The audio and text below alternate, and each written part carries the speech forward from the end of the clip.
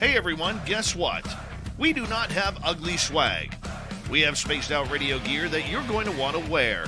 Why? Because no one wants to wear ugly clothing. So head on over to spacedoutradio.com and go shopping today. You'll be glad you did. And it's a great way to support our show. Once you get your gear, send us a picture of you rocking out in your SOR swag. spacedoutradio.com, shop there today, and make yourself look good.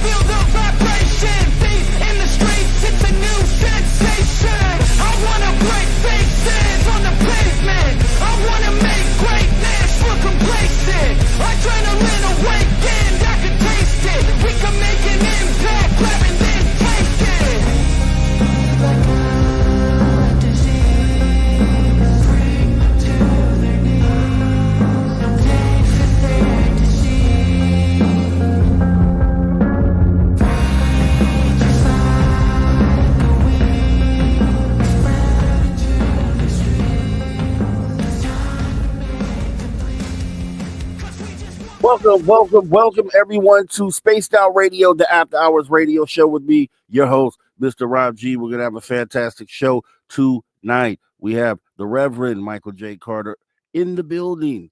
Going to go ahead and get in some real good conversation for hours 1 and 2.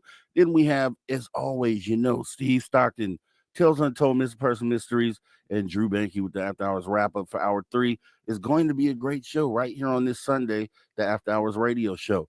Let's go ahead and see who came in first here. Get the medals out the way. Looks like we got Race Fan with the gold coming on in saying, good evening, Rob. We have Kitty Catty Whack, second wench in, getting the silver, saying, hi, Rob, playing words. We need a little bit more laughter in this world. Hope everyone is having a good weekend. We hope you are too, Kitty Catty Whack, and you're right. Definitely need more laughter in this world. And we got Tim Othman coming on in with the bronze saying, greeting all. Thanks for coming in, Tim Othman. Thanks for showing up tonight. Road Flare in the building saying, hi, Rob. Hey, Road Flare. Thanks for coming in. Robert Lamont Jr. Hey, Rob. Hey, Robert Lamont Jr. Thanks for coming in. Frankie B saying, good evening. Good evening, Frankie B. Right back at you. Thanks for showing up. We got Roger Murray dropping knowledge. February 4th, 1977, 48th anniversary, Broadhaven, Wales, United Kingdom UFO incident. 16 school children, community primary school witness. Object landed in the field. Alien, like Zimbabwe, like Rua. Aerial school. Thanks for keeping us informed, Roger Murray, like always. And thanks for coming on in tonight as well. As we move down the list, we got Disclosure, Global Galactic Disclosure Movement with a lot of emojis. Seems excited. So are we. Thanks for coming in. What else do we have here? We have, getting down the list here, Susan Alloway. Susan Alloway saying, hey, Rob G. Hey, Susan Alloway, thanks for coming on in tonight. Appreciate you showing up. Mel WD40 is back in the building, getting us lubed up, ready to go for the show. As always, thanks for doing that here. We have the In Veritas from Montreal. Thanks for coming on in. We appreciate you. Eternity Eternal, I see you. Thanks for coming in. Thanks for showing on up. We have Richard Minnick in the building. I see Richard Minnick. Thanks for showing up. Cosmic Joe Chronicles. Thanks for showing up here tonight. And Mark Eddy, I see you there. Mark Eddy, thanks for coming in. BA, thanks for showing up. And Matt Gutka, thanks for coming on in. Hillbilly Herb, thanks for showing up. Dragonfly, thanks for coming on in. Queen Peachy King D, Thanks for showing up. Let's get ready to start the podcast side. Welcome to Spaced Out Radio After Hours, the After Hours radio show with me, your host, Mr. Rob G. We have tonight Reverend Michael J. Carter for hours 1 and 2, then Drew Banke with Steve Stockton as well in the third hour. It's going to be a fantastic show. You don't want to go anywhere. Let's go ahead and get this radio side started, guys. Let's go.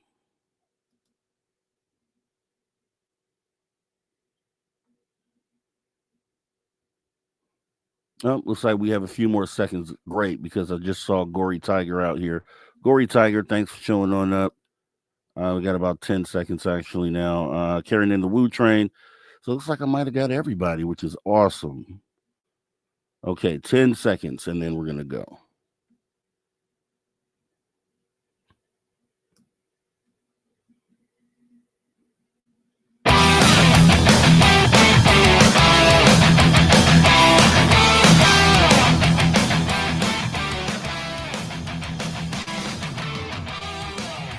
Greetings, space travelers. Welcome home. You just tuned your dial to Spaced Out Radio, the only place where you can own the night. I am your host, Mr. Rob G. Tonight, we're broadcasting on our terrestrial affiliates across North America, plus digitally on digital platforms all around the world. Don't forget, you can access our archives for absolutely free. YouTube.com/at Spaced Out Radio. And while you're there, please consider hitting that subscribe button. Also, don't forget to follow us on X and Instagram at Spaced Out Radio and at Spaced Out Radio Show. Our website is spacedoutradio.com, where the options are endless. You can stay up to date with the SOR Newswire. You can get yourself some official Spaced Out swag. Plus, you can rock out to the man you hear right there, right now, Ron Bumblefithal, and oh, so much more. We're going to have a great show tonight. We have Reverend Michael J. Carter joining us for hours 1 and 2. Then we have Drew Banke and Steve Stockton with just great stuff in hour 3. Jam-packed show. You don't want to go anywhere. Make sure you stay right here as we get ready to jump right on into the show. No delay. We're going to bring our guest on in, and that's going to be the Reverend Michael J. Carter. Hello, Reverend. How you doing? Hey, man. Happy New Year. Happy New Year. And 2025. 2025 is here, and woo! Optimistic. I'm optimistic. Me too, man. I am. Things will be good. Good. Okay, great. And we'll get into that as well. How do you just how did you see 2024 as a whole? Did you see anything good that happened there? And and I think the listeners. So just everybody, shout out. Thanks for taking time tonight. Well, as far as, I guess it depends if the glass of water is half full or half empty. I always kind of think things are half full. Obviously, with what's going on with, change in government, what's going on with UAPs and the whistleblowers. And I think that there'll be more of the same coming on in this year. But personally, it was a year of growth and change. And so, I'm excited about now, but I do think, we're going in, human beings, I think as a species, we're going to have to make a choice, or some choices that will affect where we go down the line. I think a lot of prophecies and stuff are starting to be fulfilled, or at least on the radar screen. So humanity's, we're at a crossroads, and I just hope we make some good decisions. Yeah. And actually, I'm getting an echo here on the. Are you picking up something? Yeah, don't worry about it. Let me try. I think I can take care of that from here. Okay, and there we go. We're good to go. Okay. So, just looking back, so obviously at the tail end of 2024, the whole drone situation pops up right after the holiday, right after Thanksgiving in America. It's going for some time. Like, how did you feel about the way the government handled the drone situation in general? What did you think about it as far as anomalous or not? And then how did you overall the Good question. I don't know whether it was Robert Bigelow or it was some guy who just said, they're all UAPs. You just have to figure out which ones are theirs and which ones are ours. And that's kind of what I thought, that you just have, well, are they ours or are they theirs? Because we know that we have some technology. It was intriguing how some of them were at our missile sites, which we've seen before. And, we move those missiles from time to time, from what I understand. So I looked at it as just another event, whether it was choreographed or not, to move us again closer to, there's intelligent life out there, and it's not just us. That's how I looked at it. Yeah, and it was really awesome to kind of see, as I said before, we haven't talked since then, but the way that just the general public reacted, people who have nothing to do with UFOs, I was just really excited about the fact that they were engaging. They were being engaged based off of emotion, things they Yes. were feeling, and then we had, for a moment in time, the world's attention for this event. So even if it, and I said this in a moment, I was like, okay, if this turns out to not be UFOs, because I didn't feel like that in the beginning, and I said, okay, if this is a great moment while we have everyone's attention to do the old bait and switch then, and while we have their attention, let's get them focused on the actual issue that we have, which, is the anomalous things that get reported every single day. Yeah. I agree. And what I did notice was that we speculate, boy, what are people going to do when they find out we're not alone? And there were some people who were, it was a low level, but they were freaking out. They were like, what is this over my house? What is this? No one seems to know. My God. And you're going to get that. And we're going to get a lot of that, especially, moving forward. So it made it more real, at least for me, as opposed to speculating. Because, you read these reports where they say, 50% of the people, or almost as high as 85% of Americans, at least, know that we're not alone. And so it's more of a number in your head. But, I saw some people who were really flipping out, being interviewed and stuff. So it brings it home, and we're going to have to be able, as much as possible, to kind of calm these fears, like I said, as much as possible going forward. And I guess I'd freaked out too if I saw something over my house and didn't know what it was. So it's going to be interesting, but expect more of the same, probably on steroids, as we go forward. Yeah. I was talking to Reed Summers, who has an awesome channel out there, and we had him on the show right after the new year. And I was just asking him, I was like, it was a great time. It felt like that, if anomalous, that this would have been like a modern day, what they call UFO flap, a UFO wave. And if it was, and I don't know if they fully figured it out yet, because they're still up there as we talk right now. And it's still a question. There's still a question there on if there is an anomalous element to it. If we looked at this and we figured out, oh my gosh, this is an anomalous event, then what would you think? How would you look at this, being that it's been going on for 2 months straight? If it's determined down the line that this was an anomalous event, how do you view that? Because it's a 2 month long thing.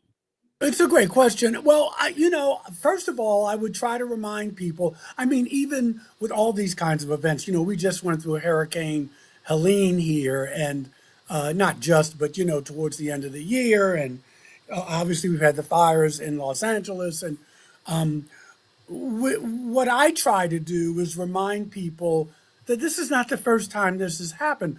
There was the UFO flap in 1952 when these ships just invaded airspace. They were right over the White House. Right. I mean, I wasn't I was born in '57, but most people who are into the phenomenon have heard about this. And so again, and Washington D.C. is probably the most protected airspace on the planet, or at least one of it. And these ships just showed up. What about the ship that showed up in Los Angeles, where what was it in like 45 or whatever, and they were Oh, shooting yeah. at it. So Yeah. there's historical precedent for this, and I think to remind people of that, or it would go a long way in lowering the anxiety. It's still it's still freaky, but still, if you give people kind of a historical context. I personally think it was an anomalous event, but I think these anomalous events help our leaders in government make the point little by little that, because I argue that we're already in disclosure, but that again it just points to, hey, this is what's going on, and this is what we need to be letting you know. I mean, let's say tomorrow something, not only do we see a ship, but we may see an occupant. Well, the government can always come out and say, well, we were trying to tell you this, but we were spoon feeding you. So they can kind of be in two camps. And that could very well happen. But from now on, anything you see in the sky, the government has, and I'm not trying to paint anything sinister here, but it works to their benefit, because now they can always say, we were trying to tell you this, we didn't know how to tell you this, but the case is made. The case is made. One of the big things about this, and I think I would feel different, first of all, if it wasn't still happening, because people are still saying that it's happening, but just say Sure. that it ended and it was a 2-month period. I wouldn't really be as bothered if it was maybe a week, or even though that still would be substantial. But if when you look back on it, 2 months straight, and then if it does end up being determined to be something anomalous, what that would mean is that these things would be trying to deliver some sort of message. If they're showing up every single day for 2 months, it means they have something to say. And so it's like, that's why I can't wait till we figure this thing out, because is this one of the moments where they are trying to literally talk to us and say something? And one of the things that bothered me about this whole thing, and I've said this to others as well, is that the attention span that the world had for this event. A lot of people were sick of hearing about the story after about a month. We went into the Christmas holiday.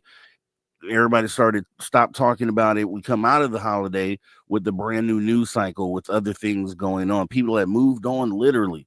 We had to shift the conversation back to drones once Hmm. we figured out that they actually hadn't Hmm. gone anywhere.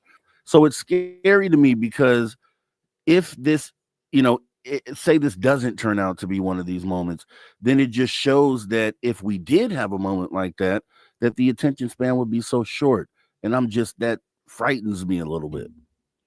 Well, there's a couple of things. I think they've already been talking to us. When they shut down your missile silos, they're talking to you. Okay, I mean, it's right there.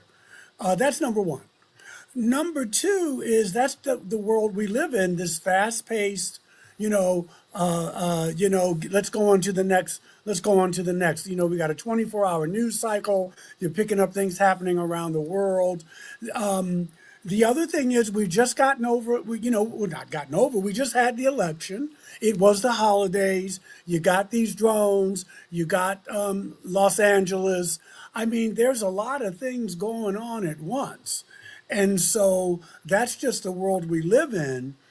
And you have to be focused. You have to, whatever your spirituality is, you have to hold on to that, because this is going to speed up. And if you're not grounded, you'll be thrown off by all the things that are going on. And things are happening fast and furious. I have a friend who's a numerologist, and he was saying, 2025, what is that? Is a 9 year. Hold on, 5, 6, 7, 8. Yeah, and 9 in numerology is the number of completion. So Mm. individually and collectively, we are going through, we're wrapping up a cycle and getting ready to start something new in 2026.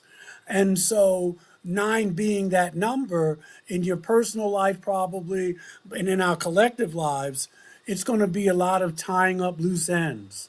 Get your house in order for what's coming up. And so, yeah, I like to think that all of this is leading to something. But I think you got to get used to that boom boom, give it to me yesterday. And the only way to do that is to ground yourself, because otherwise you'll be all over the place. Because this is just the beginning. The Yeah, beginning. It's the beginning of the beginning, if you will. I like You that. got all these the whistleblowers were coming out at the same time that all of this was going on, and so you could get overload. One could be overwhelmed. Looking at this, so it went on was still going on with 2 months basically, and with the previous administration, and we don't care because to me it's all politics, either administration. But in December, it was like, okay, we don't know anything. We don't know what they are. They go into these classified briefings, come out and say they told us essentially that they still didn't know what they were. We're talking about the FBI, all the people that should know.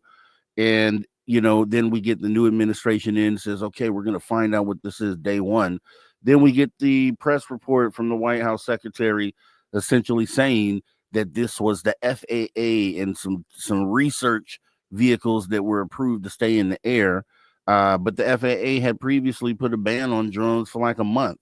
So with that being said, and the way that press release came out without really, to me, it didn't feel authentic or genuine as far as the reason they were giving. Mm-hmm. So with that being said, there was some hope that potentially UFO files would be released in this administration.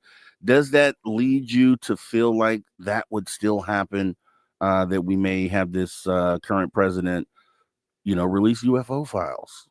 Well, I think it's too early to tell. Again, I go back to Roswell in 47 when we would, you get the first thing, hey, this is a craft. Then the next thing you know, it's a weather balloon. So I'm just trying to just get people to connect those dots. This is not the first time we've been flim-flammed. And that's just what governments do, at least our government.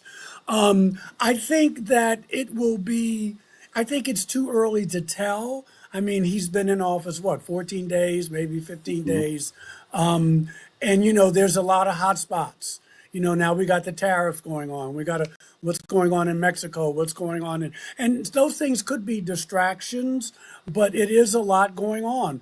Gaza just released the prisoners. And this is what we were going to talk about, I think, about how geopolitics and exopolitics converge. And because that's what we're talking now. And so for listeners out there who say, I don't do politics, you do politics. If you're in the UFOs, that's politics, because they both affect. We're talking about the president. We're talking about hotspots around the world, geopolitical stuff. This is politics that we're talking about.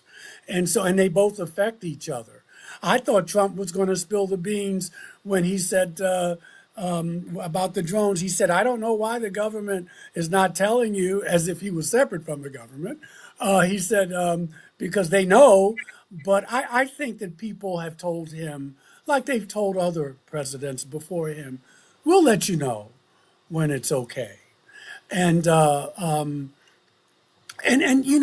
is the other thing. We have to learn to trust our own intuition, because we can't expect our government to be as transparent as we like.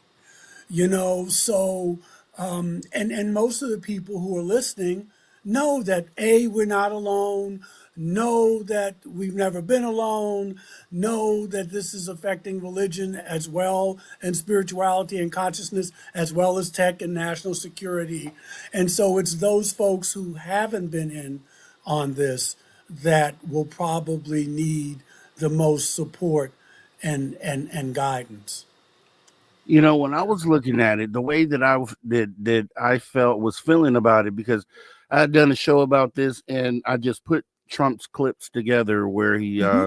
was mentioning, the drone situation, and Hmm. it started like in December 16th of 2024, where essentially this is where he said, the government knows. I don't know why they're not telling you. So in Yeah, that speech right there, I he know. I talked thought he about. was going to say something. I was like, oh But no, he I don't but he know. says Don't. he says maybe they're we'll look into it, but maybe it's research or something along those lines. So he had actually said within a couple of the times he was asked, he mentioned the word research, and it just stood out to me once we had the press secretary's statement, because in that statement it mentioned research. So it felt to me that that narrative had been being pushed by the current president since December, and that this release was simply potentially the words of the president and maybe not essentially what is actually going on.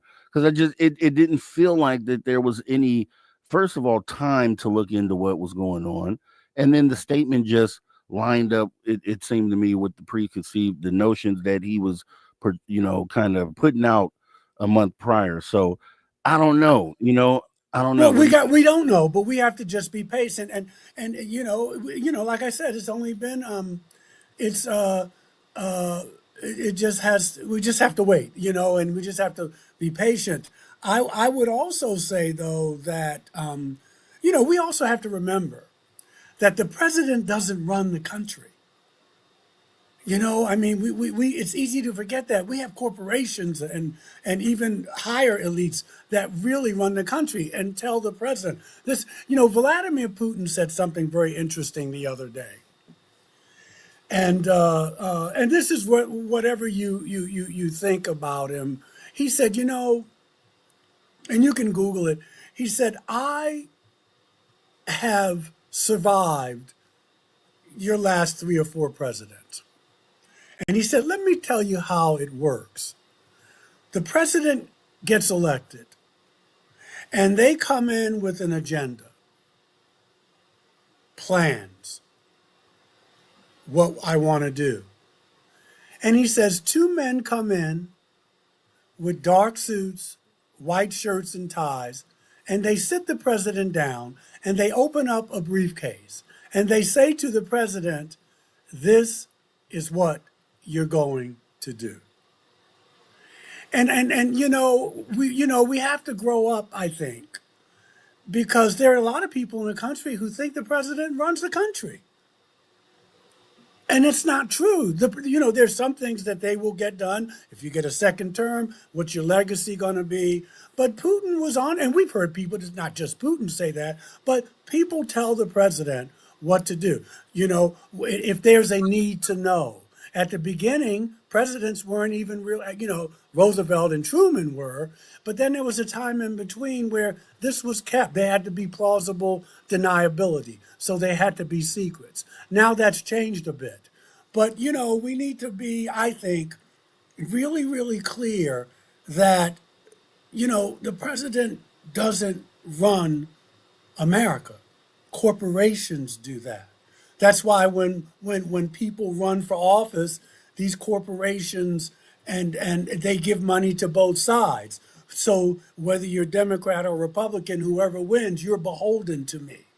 you So I just want to make sure to put that out there, because you can see how you see how the government is run, and that's why you have Congress at odds with the Senate, because there's a little civil war going on there, because Congress doesn't know that this information's being withheld from them.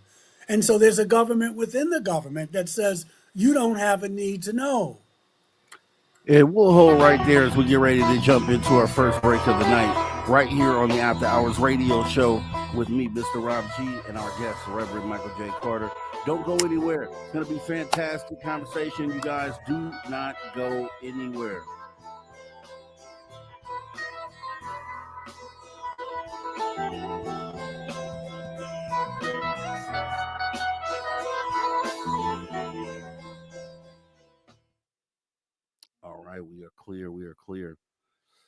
And it seems, it looks like that whatever issue it was resolved itself, so we're good to go. There was like some static, but I You don't. know what? Hold on for a minute. It's cold in my house. I have a space heater on. You may be hearing that.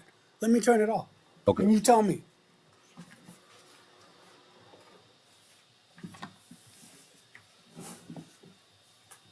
Did that no, make a difference? no, no, no. You may as well turn that heat back on and get warm because it did. I think No, it. it's okay. I'll get to it. Y'all are keeping me warm with this conversation. I Awesome. know someone posted now we have to not talk about politics. I Awesome. don't mind talking about the politics as long as we're not trying to endorse somebody or say Right. something bad. That's not what this is about. But again, you're naive if you're saying you don't do politics because UFOs is all about politics. And it always was from biblical times all the way till now. It's Yeah. always been about politics because whoever has the tech controls the world. There are other countries that have tech. There are other countries who are in touch with these beings as well, and the way we're being governed has a lot to do with that. So you're naive if you go, "Oh man, I don't do politics. What are we talking politics for?" Wake up, guys. It's always been about that. Yeah, and as you mentioned, or as you mentioned earlier, exopolitics. But I just that's a great point that you make there, and I want to have you reiterate that once we come back because Yeah, I it got got some books to recommend for yeah exopolitics for folks. yeah. And let me see, we had some other people come on in after. Let's see, we have Broken Shadow Feather. Thanks for coming on in. Appreciate you. Bomber has shown on up. Hey, Bomber, thanks for coming in. Thanks for the super chat, Richard Minnick. You so much needs a complete overhaul. Okay. Yeah, definitely. Let's see. Overlander BC. I saw you there. Overlander BC. Thanks for coming on in. Let's see who else. Who else has shown up? Vaughn. Hey Vaughn, thanks for coming on in. Thanks for showing up. Let's see. Yeah, let's see. I like Ike. Okay, there you go. Thanks for coming on in. Word SOR family. It's a new name too. Thanks. If you're new, please consider hitting that subscribe button. Everyone, please take a moment as well while we're on break. Go ahead and hit the like button. Everyone in here, if you wouldn't mind doing that would be awesome. Let's see. Woo Riders DG back in the building. Thanks for showing up. Adherent 22. Thanks for coming on in. Suppose if drones are alien and hanging around military bases, then there's something in those bases that is theirs, and they want it back. I've always had that theory, Adherent, that maybe not necessarily with this, but it makes sense what you say there. But I think in general they would want their buddies back and potentially some craft. And what type of species takes the body and puts it away somewhere? What type of species does that? We do. Let's see.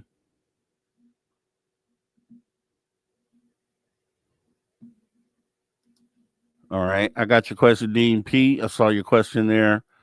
As Bomber says, put your questions in caps, please, so Robbie Sweets can see them. Yeah, I'd appreciate that.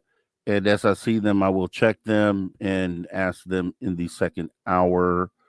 Um, the In Veritas, I see your question also. I tagged it. So we are good to go there.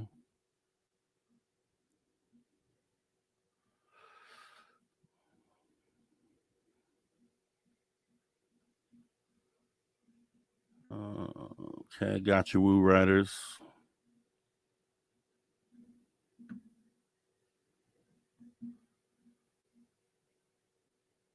J Truth Seeker, I see you out there. Thanks for coming in. Ange, hey Ange. Thanks for showing up here tonight. Sierra, I see you, Sierra. Okay. All right. We are looking good. We got about 30 seconds.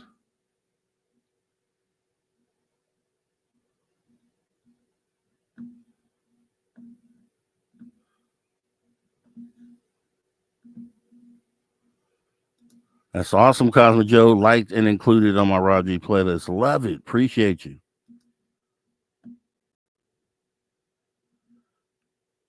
All right, 5 seconds. I got you, Galactic, as well. Here we go. All right, everybody, welcome back. Spaced Out Radio, the After Hours Radio Show. After Hour 1, we're still in 1 with our guest here, Reverend Michael J. Carter. Getting into some really great conversation, guys. Remember, if you miss any of it, hop in the archives, absolutely free. YouTube.com/@SpacedOutRadio, because you gotta catch up with what we're talking about here. And we get ready to jump right back into the conversation with the Reverend here. So, Reverend, you were talking during the break, and it was really great point to politics and how that has been intertwined with this subject for as long as it has. Yeah. I mean, when we go back to Roswell, who was involved? The military, which is part of the government. And some people may say, well, Michael, that's kind of obvious. But it is obvious. But you also want, at least I do, I'm loving that these whistleblowers are coming forward. I think it's important. I think it's necessary. Now, having said that, I would like to see a little more civilian input, because whoever tells all the stories controls the narrative. And, it's troubling to me that, you're not hearing from civilian people anymore. They may be getting different information than some of our military brothers and sisters who are enlisted. And so, you don't want this militaristic worldview that could be troubling. Because all the talk is about hardware and technology, and I get that. And I don't pretend to know security, national security, all of that is important. But both things can be true, because this phenomenon is also about a shift in consciousness. That is not being even discussed. Of religion, at least not yet. The Vatican is into it, but and they have been for a while. But it's going to affect religion. But right now we have, there's a change in nomenclature. No more UFOs. Now it's UAPs. The bodies are biologics. The whole narrative, all the nomenclature is changing. There was one guy, I forget his name, the Rear Admiral.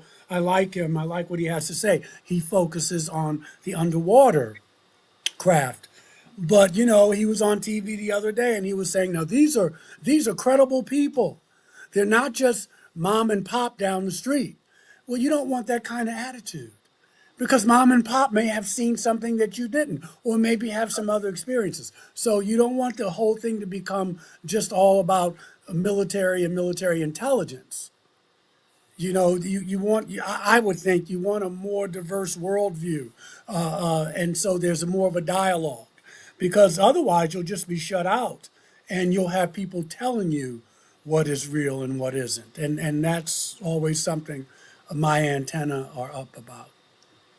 And there's definitely a part to play to have data about radar data in imagery and things of that nature, but it's the scientific part of the conversation, whereas the experiencer events are still the ones really that should be the focus, because you get to see what's actually happening, or you get to hear, depending on what the story is, what these things are, how they're interacting with humans directly, versus, okay, this is how we see them through radar, and this is the best way to track them. But as far as what are they doing to human beings, that's where, and maybe that's why they don't want to allow those stories on the main stage. I don't know. What do you think about that? I think a couple of things about that. People have lost their lives over this, being in the wrong place at the wrong time, maybe being afraid that, that they will have some secrets that you need to be, we could probably talk about some of that. But it's hard to tell people that we've been lying to you for 80 plus years. Yeah. It's and again, people have lost their lives, people have lost pensions, a whole bit. I would like to see, and I've said this on other people's shows, and no one's calling me up asking, but I think if we did something like what they did in South Africa that Mandela did and Bishop Tutu, if we have a Truth and Reconciliation Committee, and that people could come forward and they wouldn't lose, I know you signed non-disclosure. Okay, it's all good. We can't bring back the people that we lost. They couldn't in South Africa. But we start from scratch right here and now, going forward, and all is forgiven as long as you tell us the truth. I think that way more people would come forward without worrying about their pensions, their families. Look, we've been lying to you for 80 years, and this is why.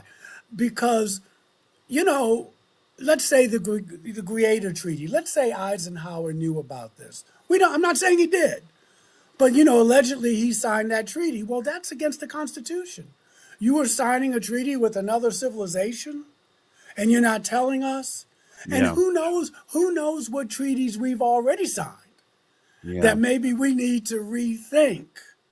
So if we could just come clean, like they did in South Africa, hey, it's bad what we did, but we're moving forward now. I think that would take a lot of stress off. Because when I was younger and I was even more self-righteous, I was very idealistic and they're lying and now as I've gotten older, I maybe wouldn't handle it that way, but I could see why. They're in our airspace.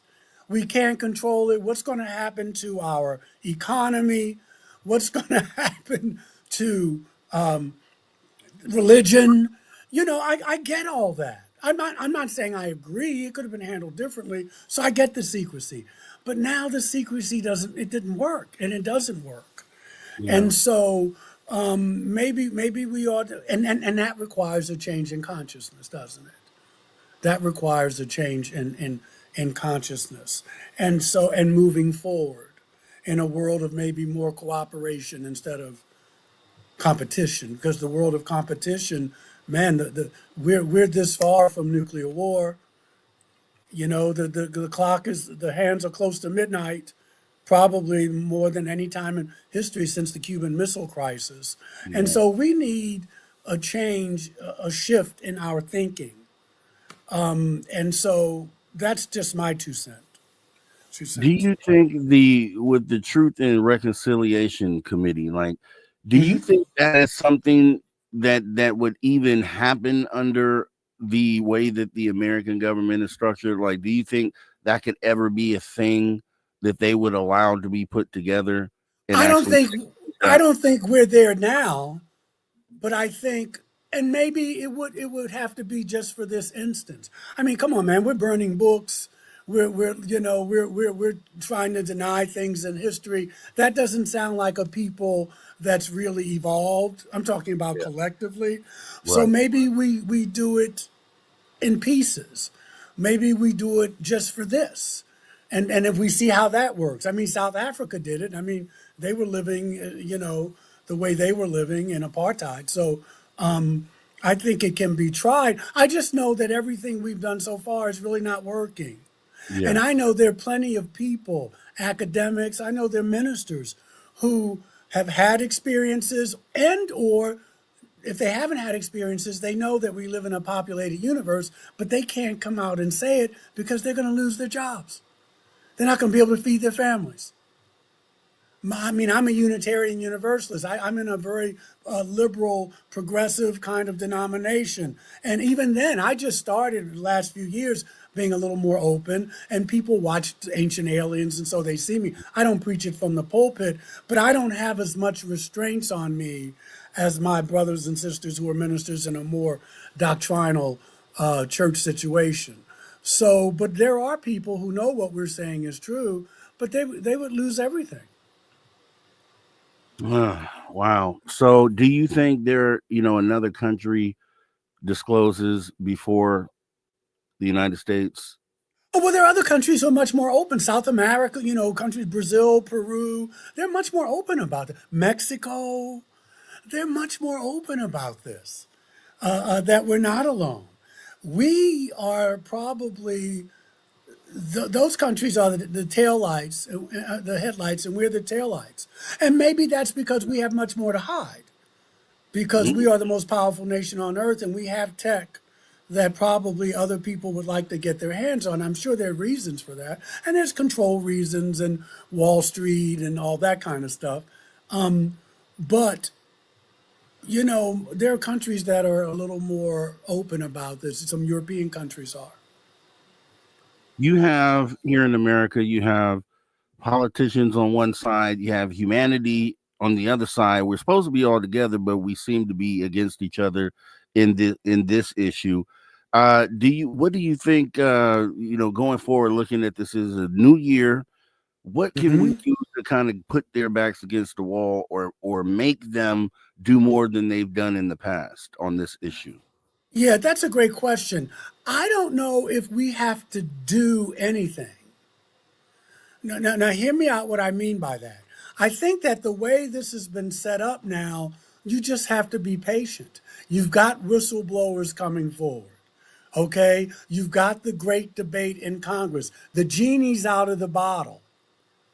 Now, yes, you can write your congressman. I tell you what we need to do. We need to study more about this. We need to look at our religion and see how they started. Those are things we can do on our own.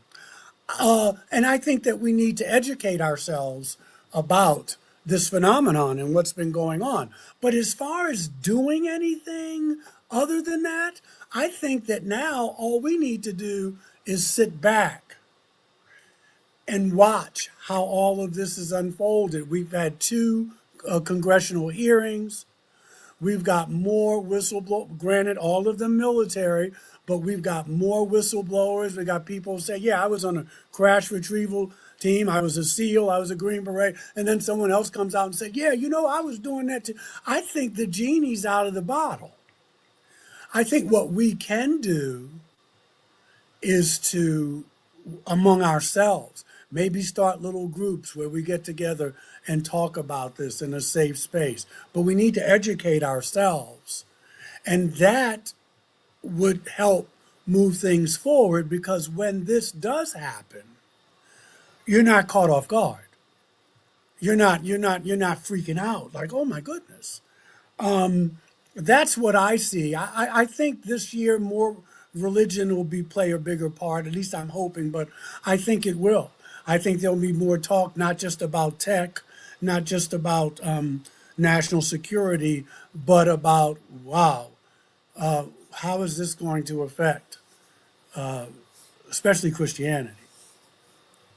I thought about this. Because I was, end of the day, we feel and we pretty much know by history that the government kind of won't move on this. And even though they've been put in so many strange positions, I've always said, the things that made the government kind of pay attention and then maybe even implement things or change things is when we were, as a people, joining together and going down to DC, like the March on Washington, the Million Man March, something like that.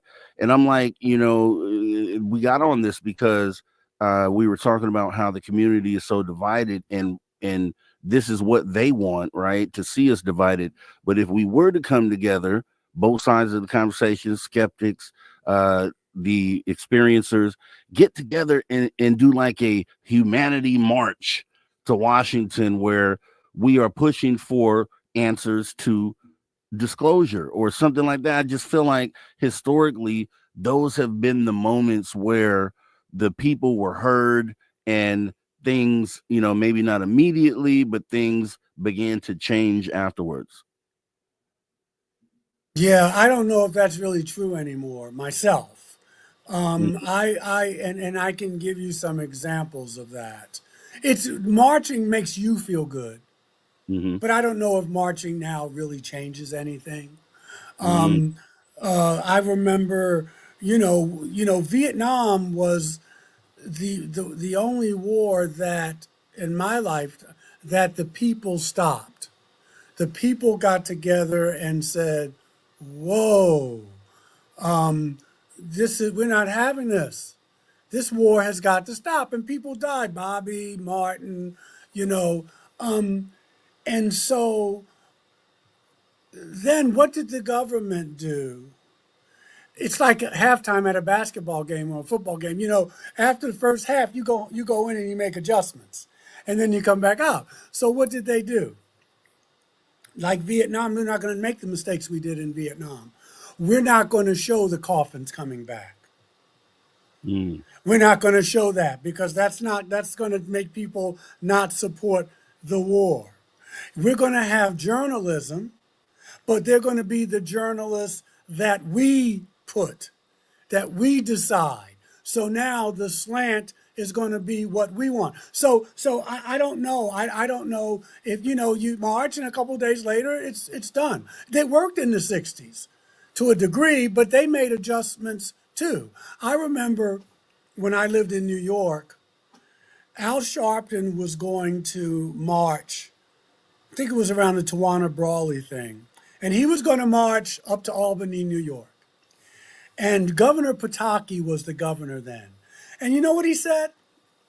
He said, maybe Al will lose some weight. He said, I grew up in the 60s too, Al. You can walk up here if you want to.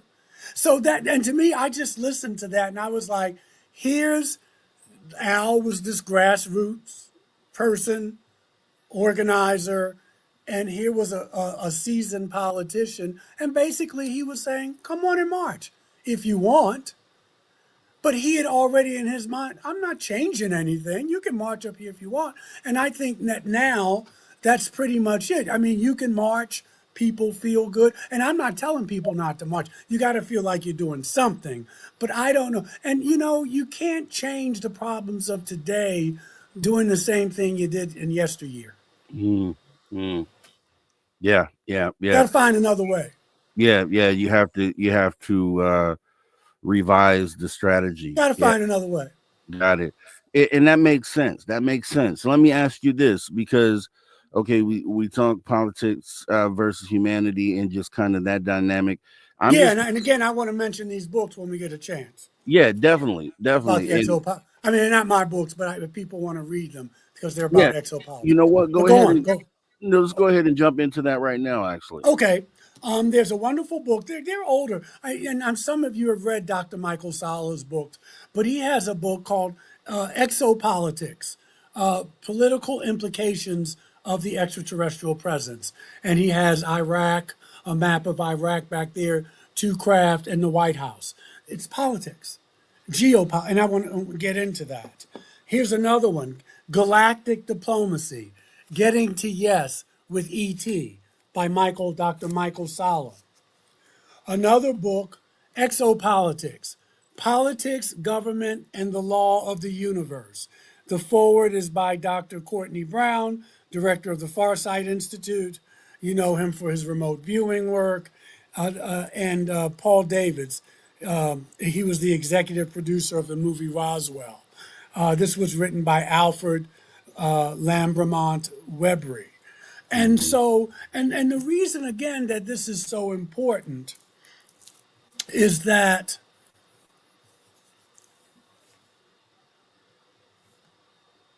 the Brigadier General, Hayam Mashed, retired. Yes.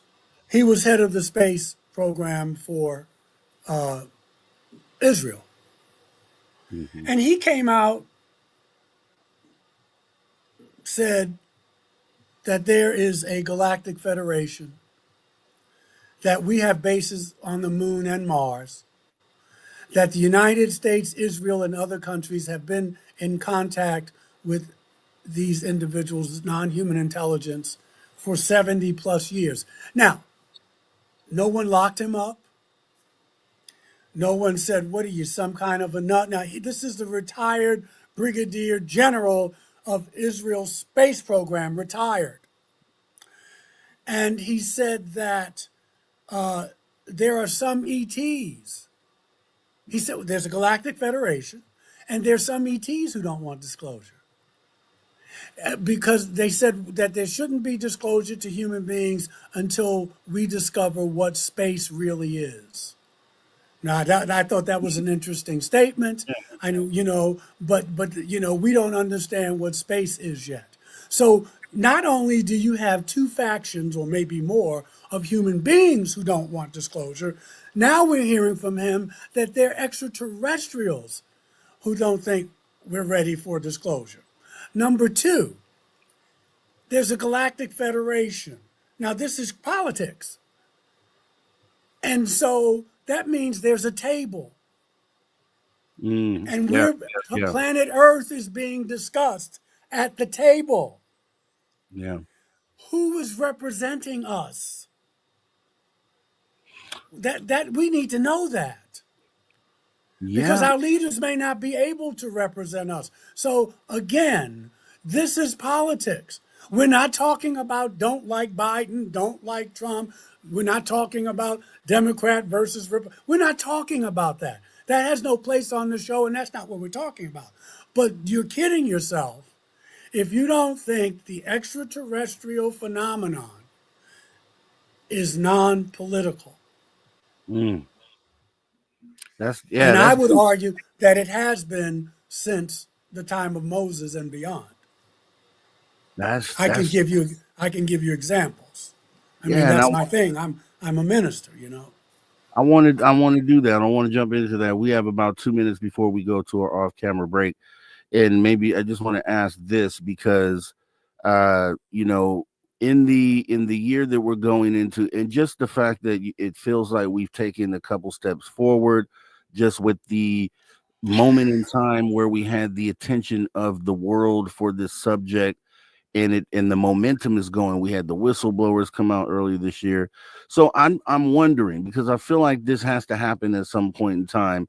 Is this the year, or maybe soon, where we bring the religious institutes into the conversation, where they kind of step into the open, into the public, and kind of start having the discussions along with everyone else? Do you think that happens, or is that something we can look forward to? I think it's something we can look forward to. I would like to be a part of that for all the obvious reasons. But remember, the Vatican's been talking about this. I mean, they've been very public about this since 2009, about that the Bible's full of extraterrestrial stories, Old and New Testament. Francis talked about, I would baptize an extraterrestrial if they asked for it. What's his name? Benedict XVI, very conservative Pope. He came out and said that Yahweh is not the name for God. That's an incorrect name. He said that there are UFOs in the Bible. So did, who's the Vatican astronomer? He's a Jesuit. His last name is Swanannoa. Corrado Balducci, he has crossed over. He was one of the Vatican exorcists. He said that when people tell you that they've seen these beings, they're not having a nervous breakdown. They're not crazy. They're seeing another type of entity. I mean, so the Vatican has always been on the forefront of this. And I think those religions that make room, like Hinduism, they have numerous gods.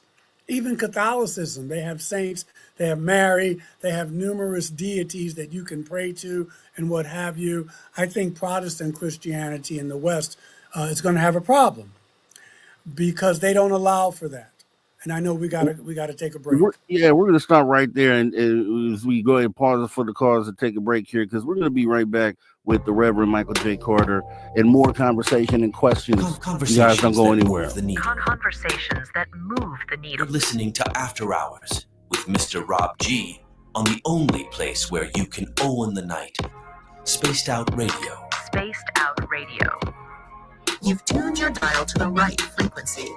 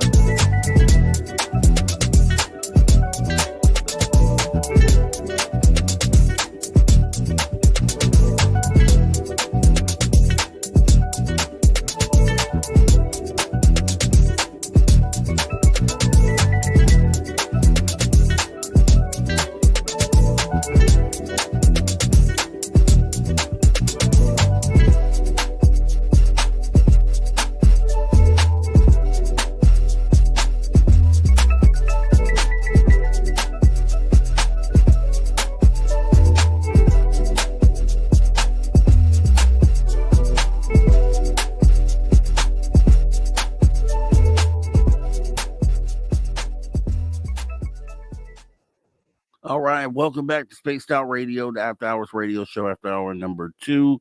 We got about, 30 seconds until we come back from radio. And let me see here.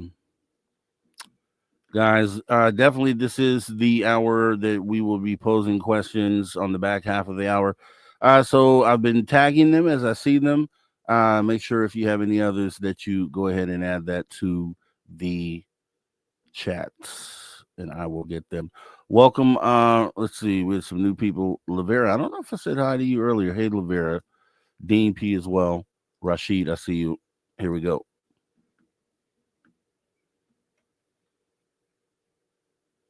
All right, everybody, welcome back to Spaced Out Radio, the After Hours Radio Show, after hour number 2, back with our guest, Reverend Michael J. Carter, getting into a little bit of politics, and didn't really realize how far this may go back, how it intertwines with the topic. We're going to talk about that more this hour.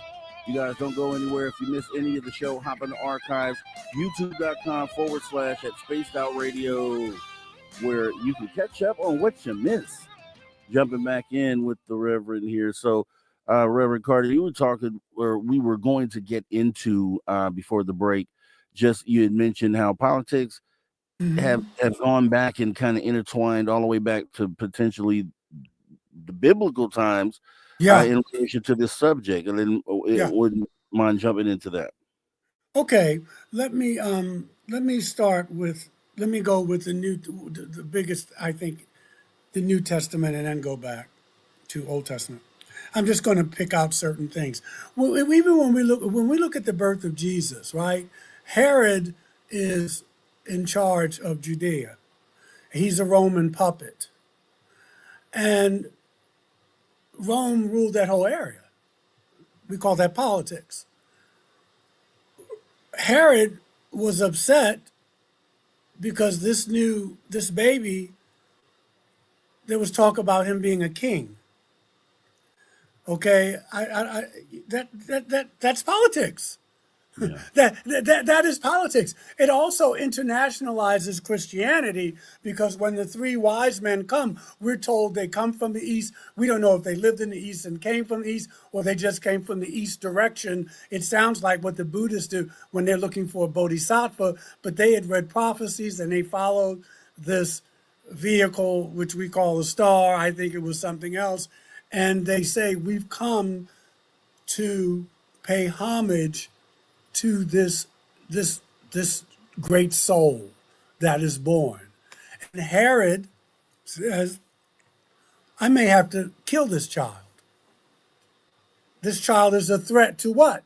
To my ruler, my rulership. That's called politics. That is.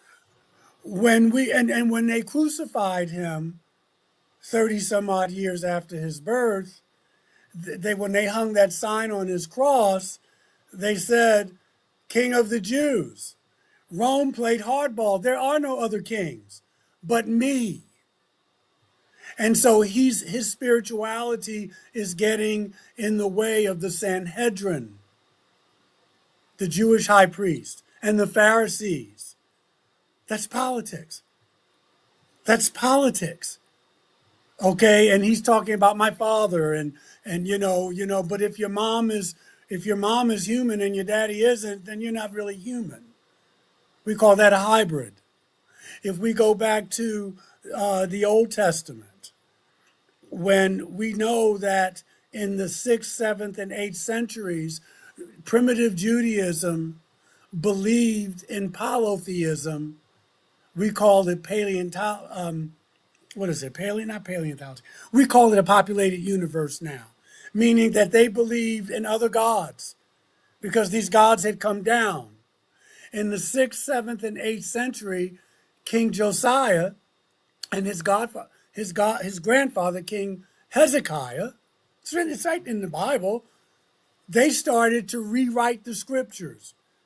We don't want you worshiping other gods. Yahweh says, I don't want you worshiping other gods. I'm a jealous God. I don't want you to even depict them. I don't want to see any pictures of them. And so we're going to have one God, Yahweh, one high priest, one temple. Where? In Jerusalem. So you see the pyramid starting from. So we're going to make this polytheistic. Primitive Judaism was polytheistic. We're going to make it monotheistic. And how did they do that? Well, at the beginning, if you go read Jeremiah, if you go read 1st and 2nd Samuel, they tore down all the altars of the other high priests who were worshiping Asherah, Komash, Dagon. These were other beings. Yahweh says we're not having it. And so what they call that politics. That's called politics. So when they rewrote scriptures, they didn't do it because of grammar. They did it because of ideology. They killed those priests. They got rid of those priests. There's going to be one God now. And when Moses is with Yahweh and they're having this tug of war about Egypt, that's politics. A pharaoh is a king. When we go, when the Hebrew people say, we don't want you, Yahweh, anymore. We want a human king. Now, that tells you that why would human beings want a human king over God? Yahweh's not God. Yahweh's an extraterrestrial. So they get rid of Yahweh. They fire Yahweh, and they get a human king. What was his name? His name was Saul. Remember? He was the king before David. So if Yahweh's God, why would they say, we don't want you we don't want you anymore. We want a human king. We're tired of all this gangsterism. Yeah. You see? So again, people who say they don't do politics, but I'm into UFOs, you got to wake up, because it's just not true. And I can give you other examples, but go back and pick up the Bible. This is all about politics. So It's about politics. let me ask you this, because a couple of weeks ago, and I was thinking about you the whole time I was doing this, but I interviewed Chief Rabbi Leon Ariel Malul, and he's with the whole Raelian movement. Yes, and I'm familiar with their. Okay, so they have this idea or theory that there is no gods, just the Elohim. What do you think about that? Like, what do you think about their whole approach to the subject and the infinity, and all those things? Yeah, I believe in something greater than myself. Sometimes I use the word God. You can call it the force. You can call it whatever you want. I don't believe it's anthropomorphic. I don't believe it has arms and hands and feelings. There's an energy. There's an intelligence. Yeah. What the Raelian movement does, and they're right, but the way we got here was that mistranslation of Elohim means God's plural, and when the Bible was monotheized, they made it mean singular. So Elohim means gods, plural, other gods. They come down from the heavens. I don't agree with the Raelian movement, because I do believe that there is an intelligence that we all come from and go back to. Plato talked about that 2,500 years before Jesus. And the Elohim, they need technology to get here. Now, there's some beings who don't. There's some spirits or beings, they can pop up in your room at night. They don't have anything parked outside. For the Elohim, I like the Raelian movement, that they know that there was a mistranslation in the Bible, and that's how we got here to where we are in the 21st century, when they monotheized everything, because Elohim means gods more than one. When the rewrites came along, they made Elohim God, one. And that's simply not what was going on. So I applaud them for that. And that's the big deal, that mistranslation. The Mesopotamians knew that before. They call them the Anunnaki. Right. It was They similar. call them the Anunnaki. But and that's why I love the Bible, because the Bible, to me, it's got wisdom in it, it's full of stories, but for me, it's our ancestors trying to tell us what it was like to share the planet with these beings. Because you know what we call that today, but nobody wants to use the word. And I think this is probably why the government is a little hesitant. We call that an invasion. Yeah. Okay? We were invaded.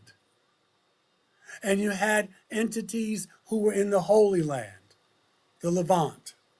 You have entities who were in India, right? You know, they're mostly blue. They were blue people, they're depicted, you Right. know. But so we had some people over there. We had some people in Mexico who maybe some of them were more reptilian looking. Some of them looked like us, some of them very humanoid. But that's called an invasion. We were invaded. And that's what our ancestors are trying to tell us in the Bible. This is what it was like. They didn't know. They saw all that technology. Of course, they were gods. And some of them helped us. There Some were of them, they helped us, and some didn't. Some wanted to keep us so ignorant we didn't know we were naked. And some helped us. They helped Daniel when he was in the lion's den, right? They were there at Jesus's resurrection. Some of them helped Paul when he was in the shipwreck going on the way to Rome. One of them got Peter out of jail, right? One of them came to Elizabeth, John the Baptist's mom, Miriam, Mary's cousin. And some of them just observe. And this is our story. And I'm just thinking over some of the things that he mentioned in this talk that we had, and I know that he talked about the Elohim being physical extraterrestrial beings Yeah, that live on this other yeah, planet. yeah, Okay, and also he talked about the aspect of Jesus that it believes that Mary was impregnated with yes, baby Jesus by the Elohim. yes. Well, Okay. well, well, well, well, well, they may have been Elohim. We don't know what race they were, but we know we could say they were Elohim. But remember, even with the Elohim, some of them cared about us and some of them didn't. I just gave some examples of when they did care. You know, but they came here. When you read Genesis, right? What do you notice when you read Genesis? The earth is already there. Mm, The earth is already there. And so they come down and they terraform. They separate the dry land from the water, from the seawater. They separate the fresh water from the salt water. That's called terraforming. But the earth is already here. And it looks like it just had a cataclysm, like they just had a flood. Remember, there's been many floods. Many floods. so Because, they no, it said they also have uh they also have well, I guess they're saying the Elohim are not gods at all, that there are no gods, because I know you talked about energy and source and just a higher power, but he was explaining it as if gods don't exist at all, and that it's simply yeah, the Elohim, and yeah, that they yeah, and specifically created us. yeah. I mean, there's some people. There's a book out by it's old. It's part one and part two. Does God drive a flying saucer? And basically, this guy is saying that the Elohim are the gods, and that's an interpretation. Mm, That's the Raelian groups. That's their ministry, but mm, that doesn't mean it has to be my ministry. But they're saying that there aren't any gods at all. I mean, that there isn't a supreme, like, intelligence. I don't experience that. And when I go back and read Plato talked about quantum physics 2,500 years before Jesus. And by that I meant he talked about you can go back far enough in history where you get to a point where there is no time. Well, that's what quantum physics tells us. He talked about that we're all part of a fractalized universe, meaning that we leave a source. Each one of us is a spark from this source. And we go back to it. Plato believed in reincarnation, and he believed in the gods. But he also believed in this one source that we all come from. I mean, this is fascinating. This is 2,500 years before Jesus is born. And he talks about that we come from that source. We're all fractalized souls. And he talks about that. So there are writings in Timaeus and Critias, if you want to go back and read those things, where he talks about that. But somebody can come out and say, hey, you know, there are no gods. I know people who believe that it's just the extraterrestrials, you know, and that's okay, you know, if you want to believe that. But when you read the Bible, the idea of a God is there, but you really don't really start getting at it until later on. And then by Jesus's time, he's talking about his Father, which is another extraterrestrial probably altogether. Because I was brought up, and maybe you was brought up with the fact that Jesus and Yahweh, that Yahweh was his Father. But when you look at what Yahweh does in the Old Testament, and when you look at what Jesus talks about in the New Testament, we could argue that that Jesus is talking about a whole different person. And I want to mention one other thing about the Raelians real quick. They had mentioned that they were building an embassy for the Elohim's return. And he mentioned between the years of 2025 and 2035, the 10-year window, I guess.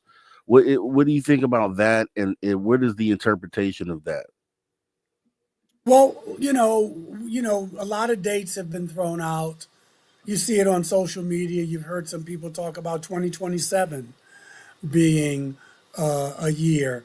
Zachariah Sitchin talked about the return of the Anunnaki. And so that time period would seem to make sense from other studies and research. The thing is that I would say you have to say which group of Elohim are you talking about? And that's the problem when we start talking about extraterrestrials, because we act like they all think the same. Yeah. You know, we act like that all reptilians are the same or all grays are the same. The Elohim, they're all the same. They may have different agendas like they did when they were here. They fought among themselves. They intermarried with earth women. And we do that with each other. We kind of stereotype each other. So what Elohim are going to come? They may come down here and say, man, I'm not going down there. I'm not going to go stay at that place. I want to stay over here where I used to stay or whatever. So again, that's their movement. And there's another guy. He's on LinkedIn. I forget his name. And he's talking about training diplomats to talk to these beings when they come back. You know, people have the right to do whatever they want. I don't know. My personality is let's just lay back and watch and see what's happening. That's just how I roll. That's just the way. Sometimes it's good to allow something to happen as opposed to forcing something to happen. And it takes patience, and most people don't have patience. But that's a spiritual discipline, to learn to be patient. And we'll see. Like I said in the last hour, that the government it's going slow, but the whistleblowers are coming. Congress is having these conversations. We just had a second hearing. Remember, we had one last May. Now we have one. The wheels are turning. Don't get in the way. Don't mess it up because you can't wait. Let things play out. there are things we can do in the meantime, which I had mentioned before. Let me ask you this, because we have a super chat just came in from Lavera Lucchini, and she must be reading my mind here because I have this exact, and I'll formulate it as well. But I talked to that rabbi. I just brought up the fact that, in historically, this Israeli movement have been labeled, and I didn't look into it, but it had been labeled as like a UFO cult. Yes. So the question is, and I'll read it and then also add something to it. She said, what could be the repercussion of today's alien cults such as Scientology? Do you believe more alien cults will come into existence? And to add to that, because my question was essentially that, because with the prospect of a moment like we're having with potentially this anomalous flap that's happening right now, will you have new groups of individuals that will then turn to these beings and potentially begin to worship these beings? Yeah. Well, listen, we just talked about it. That's what the Bible is. Mm-hmm. They worship these beings, and there will be more. But I would be careful with the word cult. I get it, and I think it's appropriate in this instance. But remember, when Christianity started as a new religion, what did Rome say about it? It was a cult.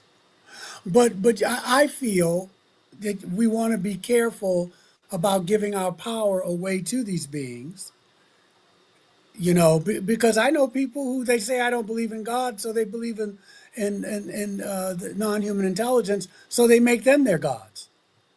I was talking to a guy I met at a conference just yesterday, and he calls me every once in a while, or he'll text me, and he said, "Boy, when our friends from above come to save us, that'll be a wonderful time indeed." And I just put down indeed. I don't believe that, and I don't want to go from not believing in a God to just making them gods. But people do, and people will. And that's what happened in the Old Testament. Yeah, as we got about 2 minutes left before we go to break, I was actually, when I asked him the cult question, I pointed out the fact that within this group, they essentially, I don't want to say praise, maybe it is what they're doing, but there's an actual living human being who I guess it goes by the name of Rel, who created the entire thing. And he's still living man. And it was just, I guess, the cult, the label would come from like worshiping maybe this individual that says he is the channel to these Elohim. Yeah. And that's what happened in the Old Testament. Remember? The priest, Yahweh made the priest. He made the priesthood. Told them what to wear so they wouldn't get the radiation poisoning. They had to wear a certain breastplate that had emeralds and all that stuff in it. And so they couldn't think for themselves. They had to go to the priest, and the priest would go to Yahweh. But we know now that spirituality, and what Jesus was talking about, what Buddha talks about, is that you don't need that intermediary. Right. You can connect with the source through prayer, through meditation, through nature. So these people they just replaced God. They made this guy their God. It happens. Yeah, it's just not going to happen with me. That's the thing, because not to make light of what they're doing, because no.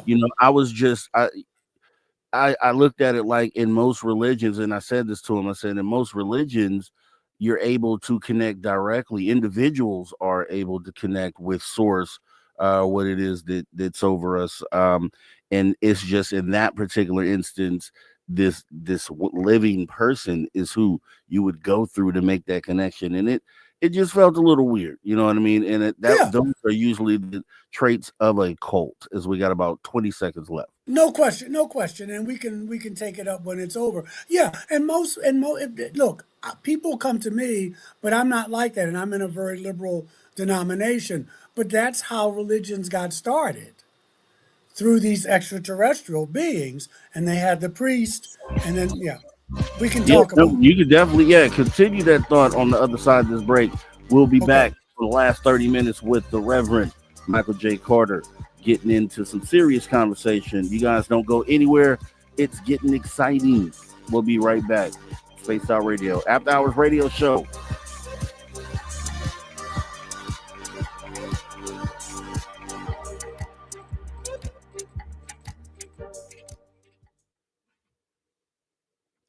All right, guys, as we take Rev off the screen for a minute here, let me see. Yeah, I did. I got all you guys' questions there. Lavera, you must be like in here right now with that question. That was exactly the next question that I was going to ask him. So awesome stuff. That means we're like this. That means we're like that. So awesome stuff. Let me see. Who else is here? We have a lot of questions. So let me check here. We have a lot. Let's see. 1, 2, 3, 4, 5, 6, 7, 8, 9, 10, 11, 12, 30, 40, 50, 60. We got about 16 questions. We're going to be jumping right into those. So if you add questions here, we may not get to yours, being that so many are there. So we'll go ahead and check that out here in just a minute, as we are now joined back with the Reverend. And okay. Yeah, so we got them all lined up, guys. Let's see. What else we got here? Andromedan. Yahweh is some sort of angel pretending to be a god. Yep. Okay. All right. Yeah. I don't know if he was an angel, but he's definitely. If you go to Deuteronomy 32 and you read that chapter, you will see now in some Bibles he's called the Most High. That's the translation. But he's called El Elyon, depending on what Bible translation you have. But he's carving up the Levant, the Middle East, and he's giving the extraterrestrials the land. And when you get the land, you get the people on the land. Yahweh didn't get any land. He just got the people. He got a tribe of Hebrews. He didn't get the whole tribe of Hebrews, because you had the Moabites, the Hittites. They were all Hebrew people. And so Yahweh didn't get land. So that's why he has to go to war with the other Elohim to get land. And so you have human beings fighting on the side of these extraterrestrials. And they're warring with one another. Zechariah Sitchin talks about it in his book, The Wars of Gods and Men. But they're fighting each other. That's why he says, you don't worship this one. I'm your God. I'm your God. You don't worship Asherah. You don't worship Dagon. You don't worship Baal. So they're fighting. They've carved up the land. They're fighting one another. This is all in the Bible. Deuteronomy 32 goes into how the land is divvied up. The other thing that is wonderful, and Rob, you mentioned it about, you said politics versus humanity, and you said your vision would be that we come together. Yeah, because there's politics doesn't always have to be a bad thing. Yeah. When you got leaders who are about the people more than they're about fame or money or greed. And so one day, maybe it won't be politics versus humanity. Maybe it'll be together. I had mentioned, okay, when you go back and you read the king's list of the Egyptians, or you go back to the Sumerian scriptures and you read, Epic of Gilgamesh, the Enuma Elish, you have these beings. And when you read it, you go, oh my God, they can't be human beings, because some of these people ruled 200,000 years, 250,000. Now either they made it up, or if you look at ancient astronaut theory, you go, boy, these are gods. Okay? And they rule. Let me ask you this real quick because we got about 1 minute left. I'll get back to it when we come back. Yeah. They were asking you if you could put those book titles in the chat again, or at least mention them again. Okay, I'll mention them. Okay. Okay, yeah. Should I do it now? You can. Yep. Okay. The Epic of Gilgamesh. Gilgamesh. Gilgamesh. It's a Mesopotamian book. And the Gilgamesh, he's a hybrid. And also the Exopolitics as well. Oh, these books. Okay. Yeah. Yeah. Exopolitics by Dr. Michael E. Salla. Salla. Yeah. The other book. Okay. Yeah. Okay. He's talking about these books. Yeah. It's called Exopolitics, Political Implications of the Extraterrestrial Presence. Michael Salla. Michael Salla's got another book, Galactic Diplomacy. Hold right there. All right, everybody. Welcome back to Spaced Out Radio, the After Hours radio show, after hour number 2. Back end of the second hour, back with the Reverend Michael J. Carter, getting into some great conversation. Once again, if you missed any of it, hop in the archive. Absolutely free. Doesn't cost a dime. YouTube.com/at Spaced Out Radio.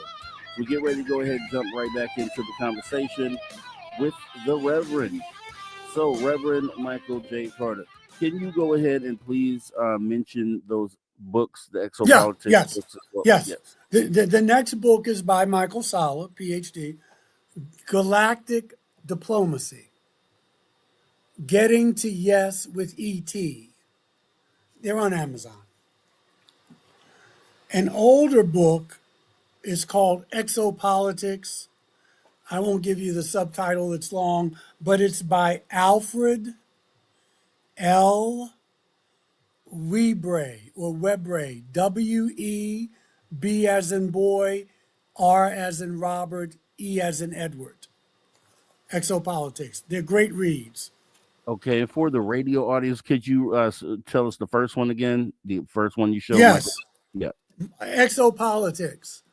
Political Implications of the Extraterrestrial Presence. Okay, great. All right, so we got that one out the way, and we're jumping right on into audience questions because it seems like we got a good handful of them. So we have first question comes up. Dean P is asking, where did the plasmoids come from? Yeah, I saw that. I don't even know what plasmoids are, so I don't know. I don't even know what they are. Yeah, I think this is in relation to the drone conversation. I think plasmoids may be those plasma balls that are being seen as well, aside from those physical objects. They're like orbs. Are they like orbs? Yeah. I don't know. I just know in a lot of UFO contacts, a lot of orbs are seen. Some of them are seen in people's houses. I read something where someone said that it was a huge orb, and when the orb landed in their yard, an extraterrestrial got out of it. So I don't know. They could be coming from ships, but your guess is as good as mine. All right, we have Woo Riders DG wanted to know why the secrecy, Reverend Carter. Why are NHI hiding? Why not just reveal themselves to the public? Makes no sense. They obviously don't have to listen to humanity's leaders. Why cat and mouse game? Well, this is pure speculation. Maybe they have